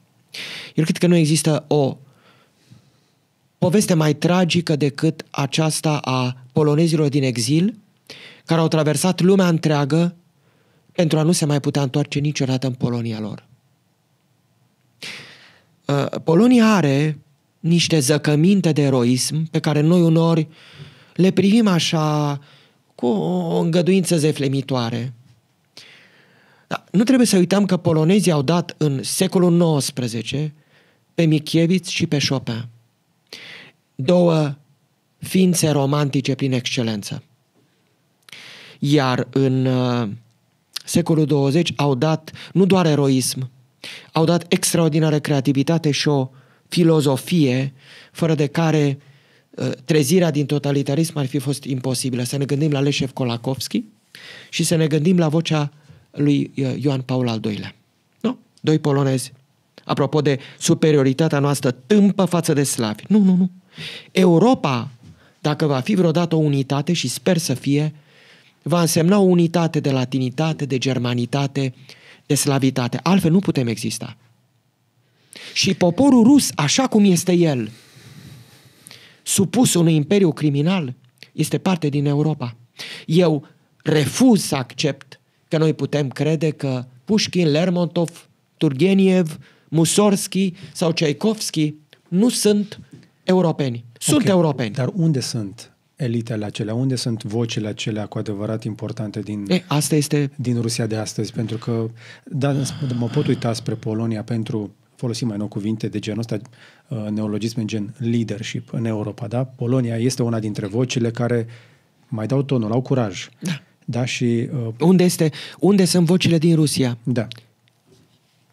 Da, este și întrebarea pe care mi-am pus-o eu, fiindcă, vedeți, în secolul 20 Rusia a dat nu numai Rusia sovietică a dat nu numai criminali, ci și o literatură care înseamnă pentru mine și pentru atâți alții o literatură formativă. A dat literatură, a dat cinematografie, a dat foarte curaj, multe lucruri. Și aș vrea să evoc aici două nume, de fapt trei. Varlam Shalamov, autorul povestitor de la Colâma, Alexander Solzhenitsyn, Arhipelagul Gulag, și Andrei Saharov. Fiecare în felul lor, alături de Nadejda Mandelstam sau de Anna Akhmatova, de Mihail Bulgakov, au onorat o națiune care este una dintre marile națiuni. Eu iertați-mă, insist. Au fost una dintre marile națiuni sau este încă? Pentru că istoria aceea de care se agață inclusiv ei trebuie să decidă. Ei trebuie să decidă. Pentru că, unde vreau să ajung? Poate s-ar putea ca întrebarea mea din nou să fie filistină. Dar așa o văd eu și poate mă lămuriți noastră, că abia și să mă contraziceți din nou. Una dintre chestiile pe care le-am auzit și mi se pare interesantă, eu caut chestii simple de obicei, ca să înțeleg lucrurile, din nou, poate gândesc prea simplu, că o cultură este valoroasă dacă creează frumusețe. Și mă uit la ce frumusețe ne-a oferit în ultima generație Ruskimir. Nu, aici este o discuție de o complexitate care nu poate fi redusă la câteva clișee. Statul rus nu a fost niciodată, sau a fost cu foarte rare excepții, un stat care să protejeze libertatea și demnitatea umană. A fost de la originele lui și până acum o mașină de cucerit teritorii, de exterminat popoare și de îngenunchiat oameni. De ce? Pentru că s-a născut în anumite circumstanțe istorice și a fost modelat de anumite experiențe istorice. Un spațiu geografic inospitalier, o traumă, cucerirea mongolă, și apoi dorința de a se apăra împingând granițele cât mai departe. O psihoză, okay. Profesorul Goșu vă poate spune mai multe pe această temă. Este o psihoză care a locuit pe conducătorii ruși și care, până la urmă, îi locuiește și pe ruși. M-am întrebat și eu totuși, ca rus, nu poți să nu faci o alegere. Cine ești tu? Cel care scrie în limba lui Cehov și a lui Turgeniev? Sau cel care fuge cu Cada din Ucraina și cel care comite crimele de la Bucea? Este cel care al cărui popor a dat spărgătorul de nuci și lacul lebedelor? Sau este cel care amenință umanitatea întreagă cu bombele atomice? În timpul Uniunii Sovietice, răspunsul era paradoxal mai simplu. Îl aveai pe Shalamov, pe Solzhenitsyn, pe Saharov, pe Nadejda Mandelstam, pe Ana Akhmatova, care vorbeau numele acestei Rusii, care n-a dispărut niciodată. Acum aceste voci sunt rare. O avem pe Ludmila Ulitska, care este pe Mihail Shushkin, doi mari scriitori. Dar poporul rus, în ansamblul său, pare să fi fost amuțit. Cu alte cuvinte, un fel de lobotomizare morală pare să fie avut loc. Și ei sunt de acord cu acest regim criminal. Nu mai este doar statul rus care este criminal. Este națiunea rusă întreagă care pare să fie absorbită. A fost absorbită, nu capturată. Adică păreau victime ale dictaturii, dar a trecut suficient de mult timp în care au fost niște alegeri. Relația poporului rus cu imperiul pe care l-a creat a fost întotdeauna o relație complicată. Chiar și marii lor scriitori, cei pe care îi admir, Pușkin, de exemplu, au fost imperialiști. Pușkin a fost unul dintre cei care a apărat Rusia în momentul înăbușirii revoltei poloneze, în 1830-1831. A scris o poezie ponegritorilor Rusiei, în care îi ataca pe polonezi. Nu doar că îi ataca, și dar era vorba... Vedeți, ca să facem o paranteză despre complexitatea destinelor. Adam Mickiewicz, marele poet polonez, unul dintre dascălii de patriotism ai românilor de la Paris, a fost la un moment dat exilat în Rusia și a fost inclusiv familiar cu aceste cercuri ale decembriștilor și ale lui Pușkin. Ruptura a devenit completă în momentul revoltei poloneze. Pentru că, vedeți, rușii gândesc de multe ori în termeni panslaviști. Dar panslavismul arată așa: sus Rusia și de desubt alții. Niciodată ei nu pot accepta, și asta au înțeles-o mulți slavi, de la polonezi, la ceși și ucraineni. Ei nu pot accepta o fraternitate. Ei pot accepta o piramidă a supunerii. Noi sus și voi jos. Iar statul rus a exercitat întotdeauna o fascinație asupra sclavilor săi. Marchizul de Custin, călătorul care a scris acele pagini memorabile despre Rusia în anii 1830-1840, a observat acest sindrom al sclavului fericit. Poate că sunt eu sclav aici, dar voi sunteți sclavii noștri. E ceva îngrozitor și cred că e de fapt o dezbatere care se poartă întotdeauna în interiorul culturii ruse și al spiritului rus. Rușii sunt de multe ori ființe scindate. Credeți că e vorba doar de spirit rus sau este un mod de a vedea lumea ca un fel de răspuns la ritmul acesta occidental al tehnologiei, al evoluției, al dezvoltării? Cred că rușii au avut întotdeauna o relație, rușii generic vorbind, o relație foarte complicată cu Occidentul, fiind în același timp în afara și în interiorul lui. E ca și cum ar avea o relație specială cu un anumit nivel de spiritualitate, nu neapărat de religiozitate. Da, știu la ce vă referiți. Și care îi poziționează pe ei pe un nivel superior, că ei înțeleg cumva mai bine realitatea, natura umană, ce este bun pentru spirit și noi nu. Și ar trebui să acceptăm cumva conducerea, leadership-ul lor, pentru că ei au decodat realitatea mai bine. Isaiah Berlin, care a scris niște pagini pătrunzătoare și memorabile despre Rusia, observa mereu și mereu același lucru. În Rusia ideile sunt foarte puternic luate în serios. Da. Rușii nu glumesc cu privire la idei. Exact. Ei sunt, ca să folosesc un termen clasic, posedați a ideilor. Și aceasta este și măreția și capcana lor. Este măreția pentru că în secolul XIX, neavând alt debușeu politic, intelectualilor, inteligenția lor s-a concentrat pe idei și a devenit una cu ideile, dar este și capcana lor pentru că devin adevărați monomani. Ce devin? Monomani. Ce sunt monomanii? Monomanii sunt cei care au o singură lentilă prin văd. Da. Okay. Și one track mind, cum mai zicem în engleză. Exemplul clasic este al lui Dostoevski. Dostoevski trece în existența lui printr-o etapă revoluționară, face parte dintr-un cerc furierist, cercul lui Petrașevski. E un cerc revoluționar, este arestat, aproape să fie condamnat la moarte și este trimis la Ocnă și apoi încadrat forțat în armată.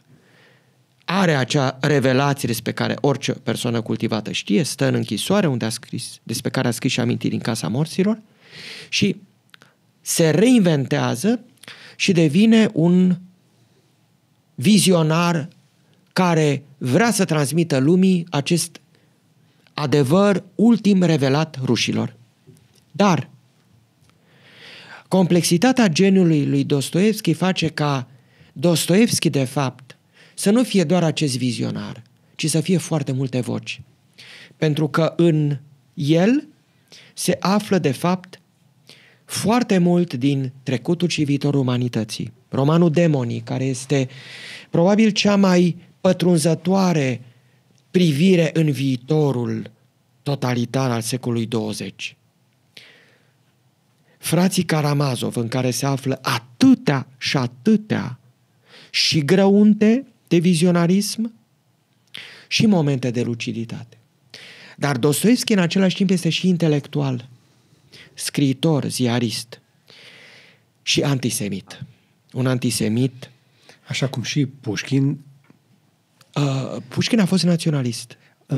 La fel cum majoritatea dizidenților în fața regimului Putin sunt și ei foarte ultranaționaliști. Da, dacă este să fim... Haideți să o spunem pe șleau. Navalny este mai dur în discurs decât Putin. Bun. Era. Eu mă refer la și soția lui. Mă refer la un caz care este tulburător, cazul lui Solzhenitsyn. Solzhenitsyn a fost atât de puțin înțeles în Occident la un moment dat, pentru că lumea a avut un moment de surpriză. Solzhenitsyn critica ceea ce el socotea a fi decadența occidentală. Okay. Dar nu-l poți înțelege pe Solzhenitsyn fără să înțelegi, de fapt, lumea din care vine. Și Solzhenitsyn, în esență, este un slavofil, adică cineva care crede într-o misiune specială a poporului rus. Ei, despre aia vă întreb. Slavofilia, da? Da. Da, slavofilismul este o dimensiune, dar aș vrea să vă... Dar este o valoare, este un nivel de spiritualitate superior sau este boală de cap? Este o patologie a mesianismului rus. Este o patologie, dar este foarte, foarte complicat, pentru că Rusia are o cultură asemenea unui labirint. Nu există posibilitatea de a atinge centrul. Rusia este un tărâm al paradoxurilor și este greu de crezut că putem noi, printr-o propoziție unică, să rezumăm. Da, există slavofilism, există radicalism. Este slavofilia chiar și așa cu păcatele, e o cultură superioară celei occidentale? Rușii au... Știu că simplific, dar o fac pentru cei care se uită la noi. Rușii au avut ambiția, și nu de ieri de azi, de aproape un secol și jumătate, să indice calea de urmat întregii umanități.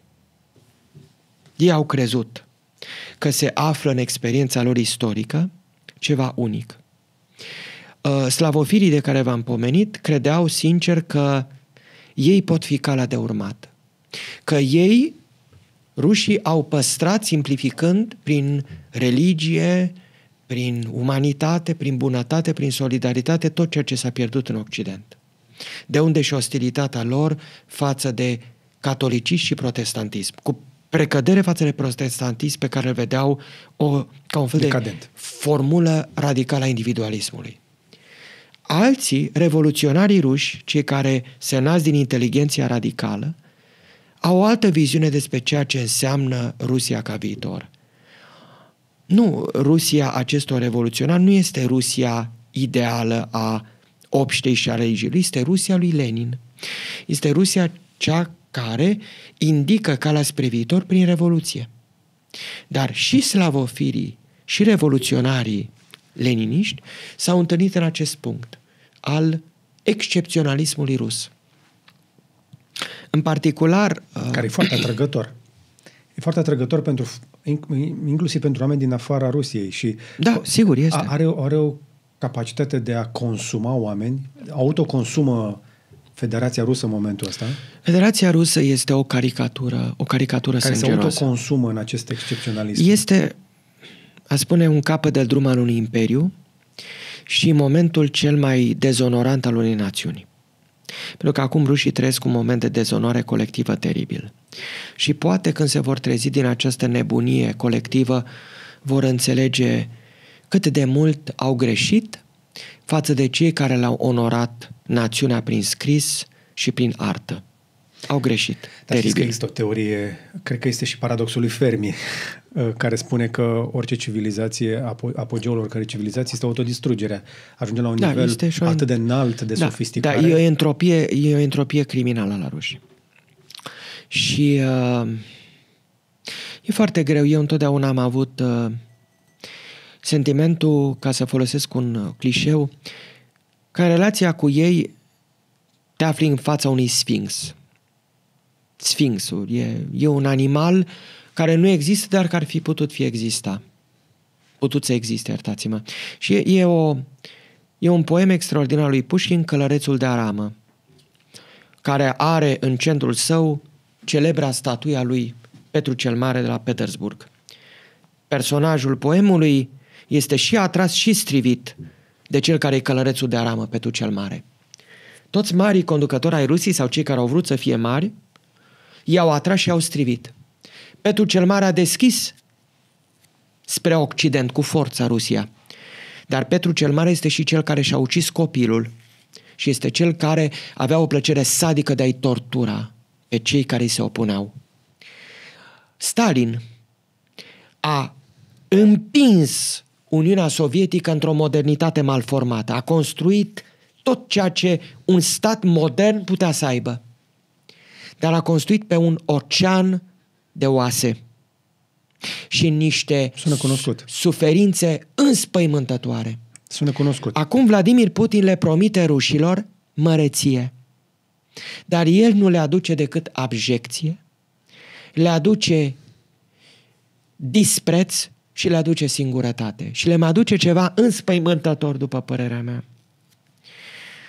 Le aduce disprețul unora pentru cultura pe care i-au creat-o. E foarte greu în aceste momente să faci un pas înapoi și să iei să citești o poezie de Lermontov sau să-l citești pe Gogol sau să-l citești pe Dostoevski. Cred că pentru cei care se uită la noi sau ne ascultă, le este greu și să vă asculte spunând nume de autori ruși. Eu însumi, vreau să vă mărturisesc, am avut un drum lung de parcurs până să mă împac cu această cultură. Am început să mă împac cu ea când încă mai trăia mama mea și m-am împăcat definitiv după ce ea n-a mai fost.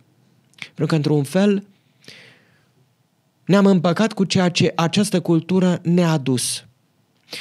Această privire care este și privirea noastră. Și eu nu m-aș putea imagina ca om fără privirea lui Cehov, fără privirea lui Bulgakov. Dar revin la întrebarea de mai devreme. Să-mi spuneți ceva mai recent de 40 de ani, vă e destul de greu. Nu, cultura rusă este în continuare o cultură vie și faptul că există Ludmila Ulitskaya ne spune ceva despre... Ok. Adică nu s-a oprit cultura rusă. Și vreau să vă spun că în momentul Cum faceți să urmăriți cultura asta rusă? Pentru că la cei mai mulți dintre noi nu mai ajunge.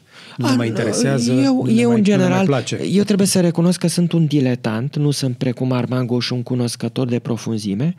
La mine este o chestiune de dragoste și îndrăgostiți-vă acest păcat de a reveni mereu și mereu la mormântul persoanei iubite. Mormântul persoanei pe care o iubesc este literatura rusă. Ok. E ceva... Eu și la alte forme de artă și pentru cei mai mulți dintre noi, din nou, eu încerc să simplific, ăsta e păcatul meu, că ca jurnalist asta am făcut toată cariera, mă uit și încerc să-mi aduc aminte să vă zic repede, nu știu, un actor, un regizor, un cântăreț care m-au uimit recent. M-au surprins plăcut. Eu repet, sunt oameni mai pricepuți decât mine la aceste lucruri și vă pot spune mai mult. Dar eu aș îndrăzni să adaug atâta că În momentul perestroicăi, deci undeva între 1987 și 1990-91, rușii ar fi putut poate urma alt drum.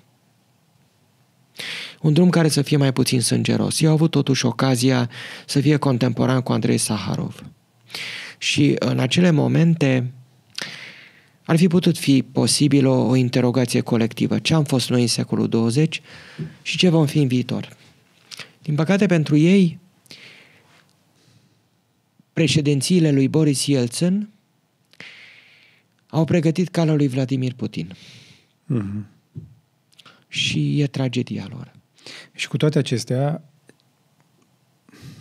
spiritul acesta rusofil este încă atrăgător, infecțios pentru foarte mulți lideri din blocul slavon, să zic așa. Este o versiune caricaturală. Iertați-mi brutalitatea. Cei care sunt rusofili astăzi combină un fel de nechezol de Dostoevski din frații Karamazov, ce au auzit și ei despre părintele Zosima, tot felul de prostii auzite la a doua mână despre Tolstoi, ceva despre creștinismul rus, înțeles așa foarte lăutărește,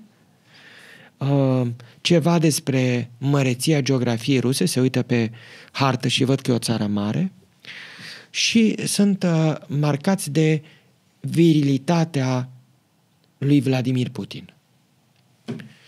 Ori mie mi se pare că asta ar fi o caricatură îngrozitoare și pentru un rus educat. Și mă gândesc la Vladimir Nabokov. Adică Vladimir Nabokov și-a petrecut 80% din existență în exil. Și nu era ușor să fii scriitor rus în exil. În Europa și în Statele Unite. Și el a încercat permanent să le explice celor din jurul lui: nu confundați caricatura cu energia care palpită în statuie. Nu? Dacă dai la o parte mucavaua, există ceva. Nu încercați să-i citiți pe acești mari scriitori ruși ca pe un îndreptar pentru spiritul rus, pentru că spiritul rus, spunea Nabokov și cred și eu, nu există așa ca un fel de element pe care îl pui, calciu efervescent în pahar, a făcut calciu efervescent bule ca la Marcel Ciolacu, l-ai băut și nu mai e deficit bugetar. Nu există așa ceva. Spiritul rus este... Adică vreți să-mi spuneți că în spatele unui rus alcoolic nu există un filozof? Sunt șanse, dar probabilitatea e mică. Vreau să spun că există cu mult mai multă complexitate în operele de artă create în limba rusă decât dorim noi să admitem. Și cazul lui Dostoevski este unul... la prezent. Aduceți-mă în prezent. În prezent nu vă pot da speranțe. Despre asta vă întreb, pentru că noi trăim într-un prezent nu vă în pot care da speranțe. Avem voci în spațiul public și nu doar în România, care își doresc, exact cum a zis noastră, să pună acel calciu efervescent, un pic de rusofilie în pahar și să ne îndreptăm decadența occidentală din societățile noastre care ne duc către pierzanie cu acest adevăr. În primul rând, societatea rusă este o societate tiranică, represivă și ipocrită. Vladimir Putin nu poate da nimănui lecții etice, de vreme ce este un tiran corupt și cleptocrat. Cred că cu asta trebuie formulat. Da, a furat, dar ne-a dat și nouă un pic de demnitate. Al doilea, problema religiozității ruse. Știți că multă lume crede că el nu știe averea, dar eu sunt pregătit să pariez că e mai bogat decât Elon Musk. Eu sunt pregătit să pariez că el a furat din Rusia cam ce a putut fura și acoliții lui au furat tot ce se putea fura. Apoi, Biserica Ortodoxă Rusă. Biserica Ortodoxă Rusă a fost condusă de la reinventarea ei de către Iosif Vissarionovici Stalin de ceea ce noi am numit în limbaj comun securiști. Este o adunătură de securiști odioși care se roagă pentru rachete nucleare și pentru tancuri. Eu cred că asemenea religiozitate nu are pe noi să ne învețe nimic. Eu cred că Biserica noastră ortodoxă nu are lecții de luat de la Biserica Ortodoxă Rusă și cred că religiozitatea noastră, câtă este, nu are nimic de învățat de la actualul patriarh, al cărui nume nici nu contează. Apoi, așadar, la nivel bisericesc, la nivel așadar politic și insist pe partea aia culturală la care ne uităm și zicem, wow, Rusia, da, într-adevăr, istoria literaturii ruse, dar prezentul ei... Nu, da, prezentul trebuie înțeles în termenii cei mai concreți. Este o societate a cenzurii, este o societate care își reprimă artiștii, o societate care își ucide opozanții, o societate care își înspăimântă cetățenii, care îi aservește, le spală creierele. Noi asta vrem să fim? Aparent reușesc să atingă niște cori sensibile în Occident, în anumite țări în care aparent ni s-au urât cu binele sau au identificat niște probleme reale. Eu cred că progresismul în formele sale radicale nu trebuie combătut prin putinism. Cred că asta este, de fapt, propoziția esențială. Nu trebuie să apelăm la putinism timp mai târziu am ajuns la propoziția esențială. Ca să combatem progresismul. Nu trebuie să ne opunem religiei woke cu religia lui Putin. Faptul că nu vrei să fii woke nu înseamnă că trebuie să fii absolut. Și nu cred că Putin. Oamenii domnului Putin au lecții prețioase de dat celor care nu sunt neapărat progresiști radicali. Asta este problema. Fanii și susținătorii lui nu au decât chestia asta. Care anume? Cei care, rusofilii în general, nu fac altceva decât să arate așa. Eu cred că numai într-o societate liberă, spun o banalitate, pot exista dezbateri libere. Rusia a încetat cu mulți ani în urmă să mai fie o societate liberă. Ea a fost o societate parțial liberă în vremea perestroicăi și în câțiva ani din președințiile lui Yeltsin, după care tăcere. Și aș îndrăzni să insist pe acest fapt. Acum circulă foarte multe enunțuri simplificatoare. Mulți spun, ești conservator, ești cumva putinist? Eu încerc să le răspund senin că nu mă consider putinist dacă sunt conservator. Pentru mine conservator înseamnă Burke, Disraeli, Churchill, Goethe, Adenauer, De Gaulle, Ronald Reagan. Nu înseamnă Putin. După cum cred că a fi liberal sau social-democrat astăzi nu înseamnă a fi progresist radical. Eu cred că socialdemocrații și socialiștii care au făcut atât de multe pentru Europa interbelică și postbelică ar fi fost jenați să se afle în compania stângiștilor de astăzi. Pentru că au fost oameni în mișcarea laburistă engleză care au venit dintre muncitori. Au fost oameni în mișcarea social-democrată germană și unii au plătit cu viața în timpul nazismului, care au venit dintre muncitori. Friedrich Ebert, unul dintre președinții Republicii de la Weimar, era muncitor. Nu cred că Jean Jaurès sau Léon Blum sau François Mitterrand, ca să dau câteva nume, ar fi fost încântați sau ar fi încântați să asiste la aceste schimonoseli care trec drept politică de stânga. La France Insoumise în Franța, a lui Mélenchon și a colegilor lui, nu este stânga. Este un totalitarism cu alt nume. Este atât de spectaculos, are niște discursuri fenomenale. Dar credeți că Goebbels nu era spectaculos? O, da. Tocmai de aceea mă uit la toate... Spectaculozitatea politicii, domnule Buhnici, este vor spectacol, vor ceva convingător, dăm ceva să cred. Nu. Spuneți-mi cu cine să votez. Poate că ar trebui să ne amintim de povestea fluierașului din Evul Mediu, fluierașul din Hamel, care sună așa, l-am dat într-un oraș care era infestat de șobolani, apare un personaj ciudat, care avea un fel de fluieraș și el le spune, vă voi scăpa de șobolani, dar vă rog frumos, după ce vă scap de rozătoare, să-mi dați și mie plata cuvenită. Orășenii uită de plată și îl tratează cu refuz, cum ar fi zis clasicii noștri, pe fluieraș. Și fluierașul se reîntoarce. Dar de această dată, la auzul fluierului lui, toți copiii îl urmează și dispar fără urmă. Ăsta este fluierașul monstruos.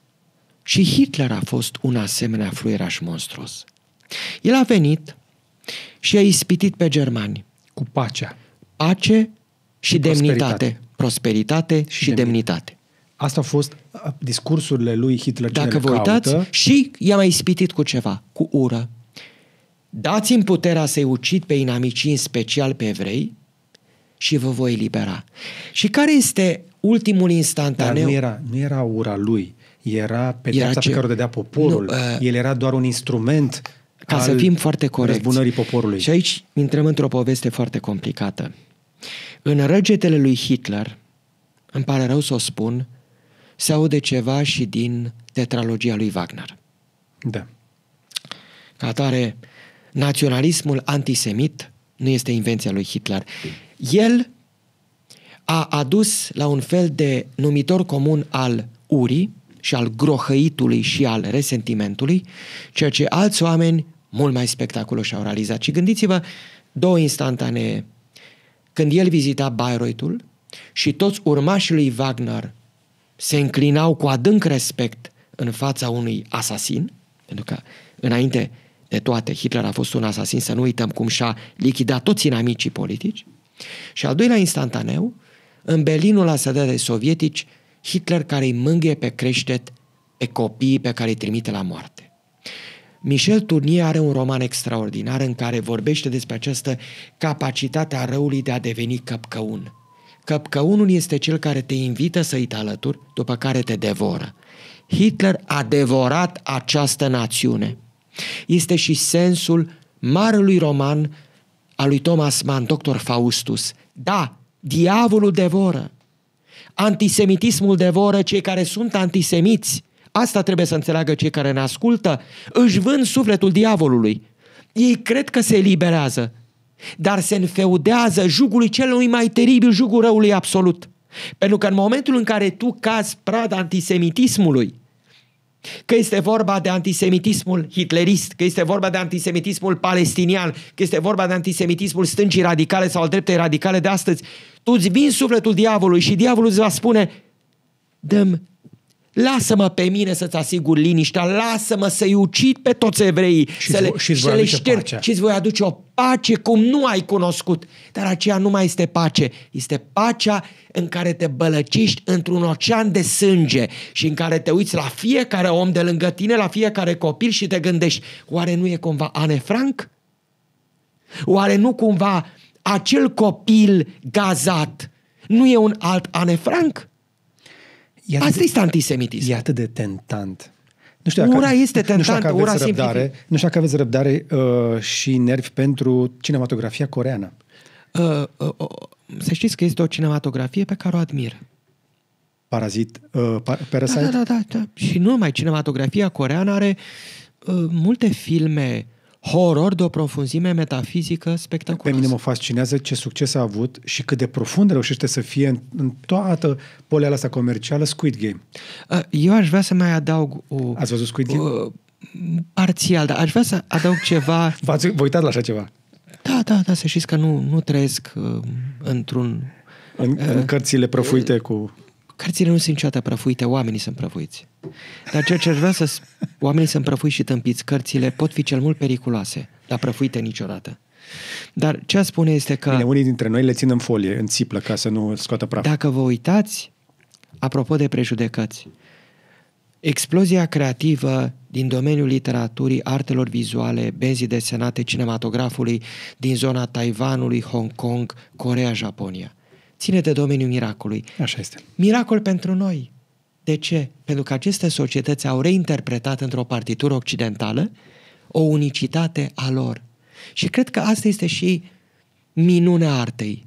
Noi putem să ne uităm la un film taiwanez, din China, din Hong Kong, din Coreea de Sud, Republica Coreea, sau din Japonia, cu sentimentul că avem o regăsire. Nu? Kurosawa a luminat pe atâția cineaști occidentali.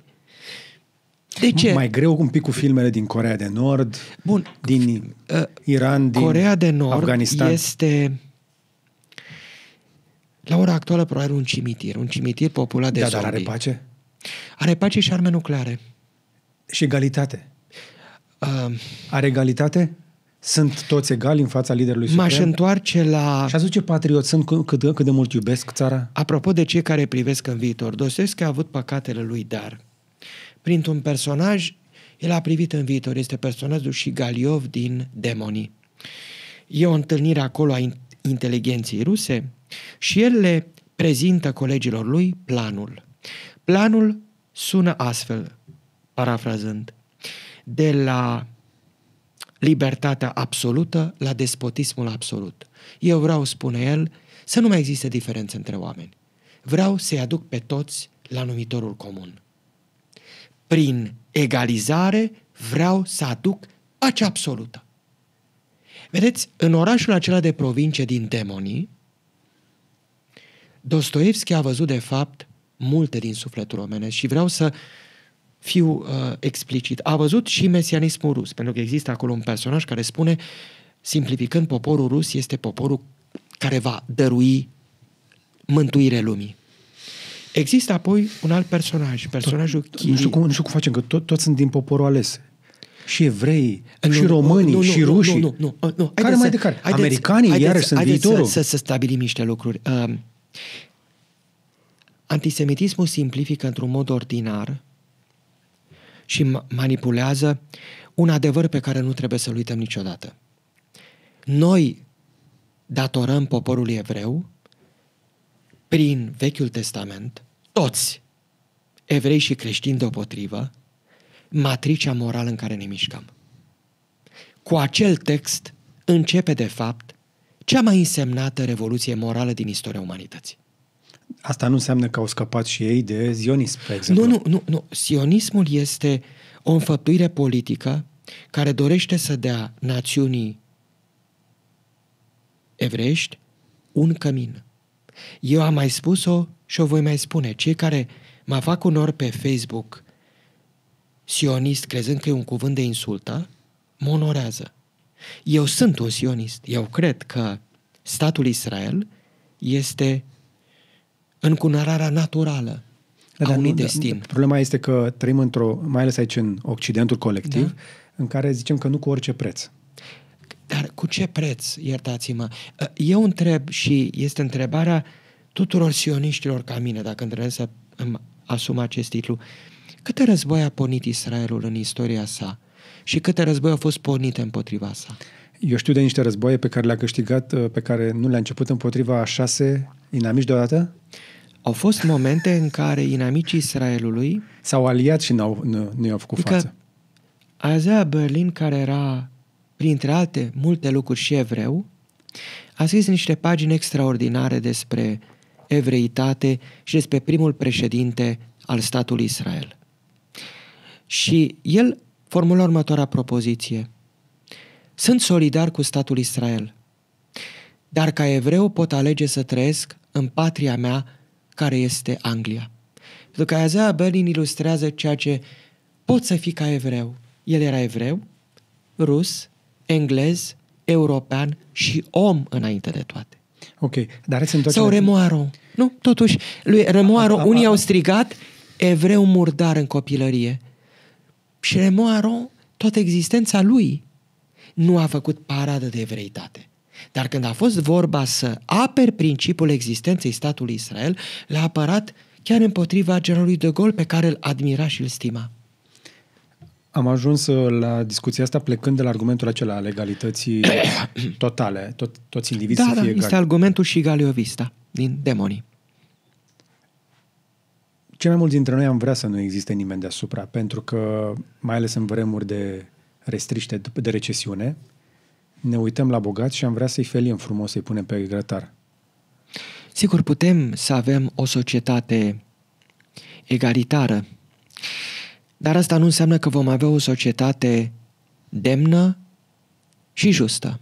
Vom avea o societate în care toate capetele vor fi tăiate uniform. Ne întoarcem la patul lui Procos de la început. Sigur, este o societate ca un grădinar nebun care umblă cu foarfeca și taie capete. Eu cred că este o chestiune de o simplitate absolută. Toate ideologiile reducționiste care pornesc de la principiul luptei de clasă sau luptei rasiale sunt niște ideologii criminogene. Ele au potențial... Arată frumos gazonul ăla tuns așa drept. Arată frumos, dar mai este, există cineva care să-l privească? De obicei există singura privire. Tiranul care este și grădinar. De desubt sunt nenumărate ființe. Adică până la urmă, pe mine mă și amuză pasiunea utopică a unora. Mă amuză dacă nu m-ar îngrozi. De ce avem nevoie de utopie? Când de fapt nici politica, nici știința, nici tehnologia, nici medicina nu pot eradica un simplu fapt, nefericirea umană. Asta. Eu când mai aud pe unii și pe alții, mi-am și printre prieteni, preoți ai noului cult, ai tehnologiei și îmi spun, în viitor se va face. Și eu spun, dar vom muri? Nu e clar asta. Dar ne va mai fi dor de cei care vor muri? Nici asta nu e clar. Dar vom mai iubi?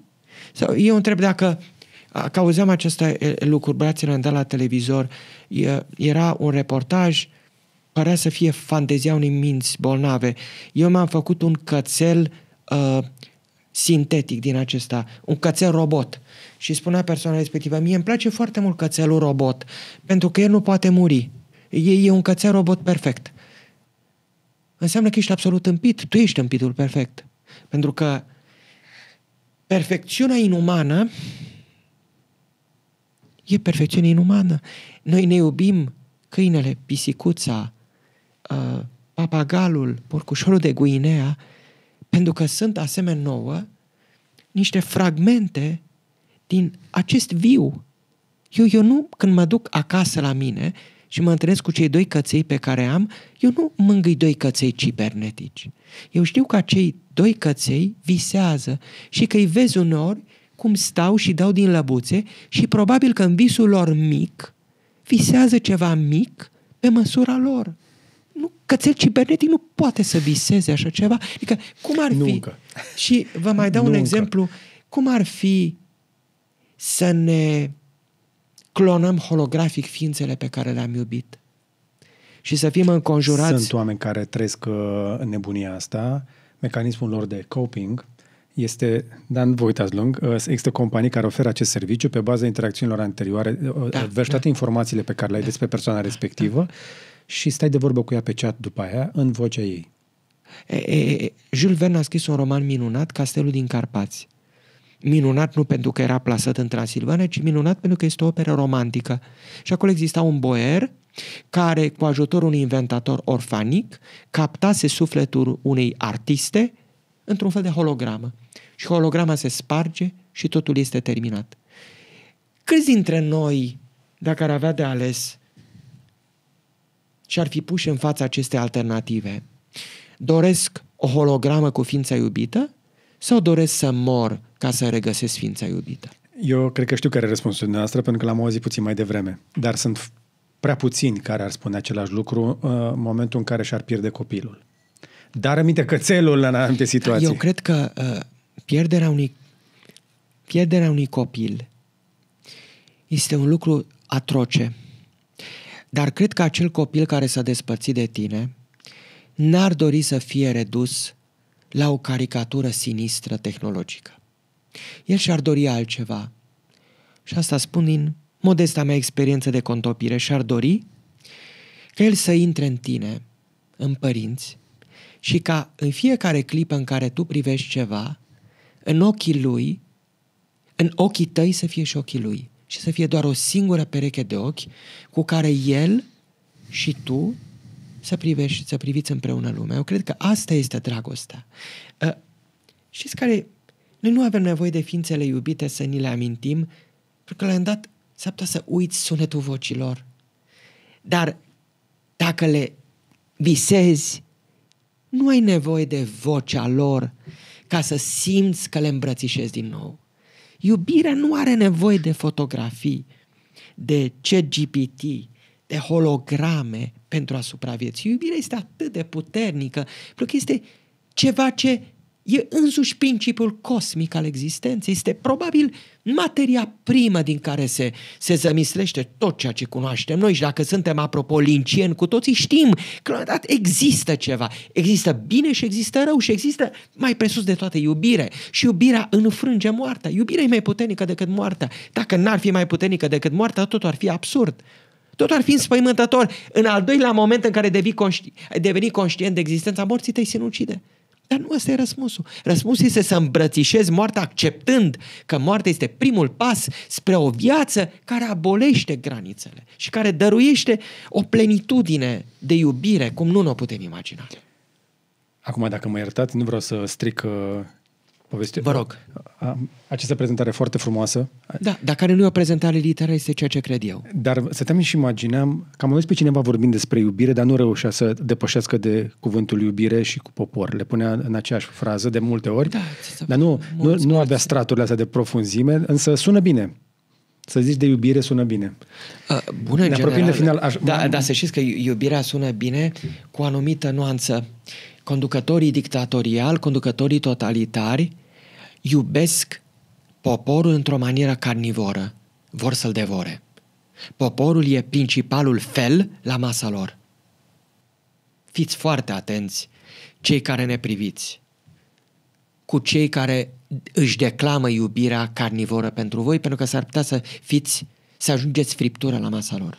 Pe dimpotrivă, o să îi pună pe dușmani friptură pe masă. Problema este că dușmanii ajung primul fel, iar la desert s-ar putea să fie și admiratorii entuziaști. Nu cred. Da. Eu știu că mulți... Dar ne iubește. Eu aș vrea să fiu foarte brutal la sfârșit. Mulți spun că domnul Călin Georgescu este doar o caricatură. El spune că este o imagine a modului în care această Românie nu și-a gestionat crimele și traumele. Nu și-a gestionat trecutul legionar, trecutul antonescian, trecutul comunist și trecutul postcomunist. Toate aceste traume, toate aceste crime, tot acest mâl este domnul Călin Georgescu. Pentru că România este țara în care nimic nu se termină niciodată. În general, țările sunt bântuite. Dar la nu noi... închidem capitolele.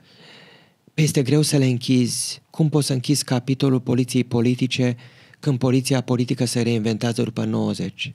Cum poți să închei capitolul comunismului când îl executăm pe Nicolae Ceaușescu și pe soția sa, dar păstrăm nomenclatura și o rebotezăm FSN? Cum poți să vorbești despre Călin Georgescu fără să vorbești despre cel care este creația securității și care probabil a avut relații profunde cu cel care a fost emblema securității externe în vremea lui Nicolae Ceaușescu, Mihai Karaman. De ce nu scoatem ceva de la CNSAS pe subiectul ăsta? Eu nu vă pot răspunde. Ceea ce v-aș putea răspunde este însă altceva mai neliniștitor, va spune ceva mai neliniștitor.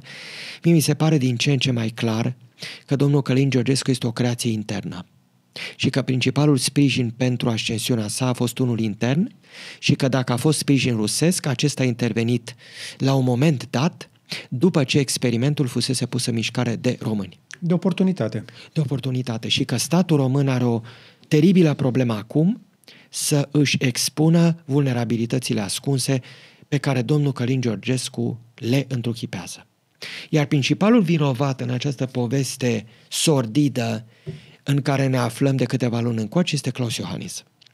Și dați-mi voie să-mi fac mea culpa. Am spus că președintele Iohannis merită să rămână, am spus-o, dar cred că ținând seama de actualul comportament al domniei sale și comportament? De absența oricărui comunicări cu cetățenii și de disprețul profund pe care îl arată față de misiunea sa, ar fi poate mai bine ca domnia sa să demisioneze. De acord. Și pentru domnia sa și pentru noi, domnul Klaus Iohannis trebuie judecat cu măsură, nu trebuie să fim fanatici. Domnul Klaus Iohannis a făcut și multe lucruri importante, în special pe plan extern. Vă dați seama ce tragic să ieși din istorie precum Klaus Iohannis după ce a intrat în Schengen? Klaus Iohannis lasă moștenire Schengenul și visa waiver. Schengen și visa waiver pe ultima 100 de metri. Și tu, dar a mai lăsat ceva, domnule Bucnici, pe ultima 100 de metri. Anularea alegerilor. Exact. Ori, cred că pentru a te salva în ochii compatrioților tăi, este nevoie de un singur lucru. A-i privi în față și a le spune sincer, am greșit. Și a cerut iertare că nu a fost bine înțeles. Nu vreau să comentez eu. Facil. Nefiind om politic, va spune doar că au existat oameni politici în secolul 20 care au avut curajul de a-și scoate națiunile din abis. Churchill, De Gaulle, Adenauer, președintele Roosevelt în timpul războiului sau Ronald Reagan după prăbușirea din Vietnam și apropierea de punctul culminant al războiului rece. Acești politicieni sunt politicieni vizionari și cred că lor trebuie să ni se adresăm pentru a înțelege de fapt ce înseamnă politica. Remo Aron spunea că oricum... Nu, ne trebuie nouă unul acum în mai. De unde scoatem noi unul până în mai? Că n-am văzut nimic să mă convingă. Dom'le Buhnici, Pe cine dialogul cu dumneavoastră a apărut un astfel de candidat la orizont? Vedeți, aveți o speranță? mă faceți să surâd. Nu e un surâs. E un surâs așa de celuloid. După ce au provocat această dramă a României, provoacă o tragicomedie, nefiind capabil nici măcar să genereze un candidat decent. E tragicomedie, nu e comedie, pentru că echilibrul dintre tragic și comic se poate schimba foarte repede, fiindcă noi ne putem pomeni cu situația în care să avem alegeri fără opțiune în mai. Ne apropiem de momentul acela. Eu încă îmi pun speranța că viitorul președinte al României încă nu și-a anunțat candidatura în vreun fel sau altul. Nu trebuie să ne facem mari speranțe. Eu cred că trebuie să ne... Ce facem dacă nu avem un candidat care să ne reprezinte în mai? Pentru că cei mai mulți oameni competenți refuză jocul politic. Cred că ne trebuie, în primul rând, un președinte care să nu facă atât de mult rău țării pe care o conduce. Eu am auzit inclusiv un scenariu în care inclusiv Călin Georgescu e o variantă optimă ca să le arătăm oamenilor că atât s-a putut și vedem la următoarele alegeri. Că până la urmă nici Claus Iohannis n-a avut exagerat de multă putere. Că a fost anesteziat la Cotroceni, închis într-un cocon de USL. Eu cred că ar fi contraindicat și periculos să avem președinte pe cineva care este filolegionar, filoantonescian, filoceaușist și critic al scutului de la Deveselu. Nu cred că asta ne trebuie. Putem avea mediocri, putem avea vulgari. Nu uitați de baza de la Cogălnicianu. Asta este ultima formulă găsită de domnul Călin Georgescu și, sincer vorbind, mi este foarte greu să înțeleg cum pot să fii simultan prieten al Statelor Unite și votant al lui Călin Georgescu. Dar a spus că a refuzat o posibilă invitație la investitura lui Donald Trump pentru că a ales România.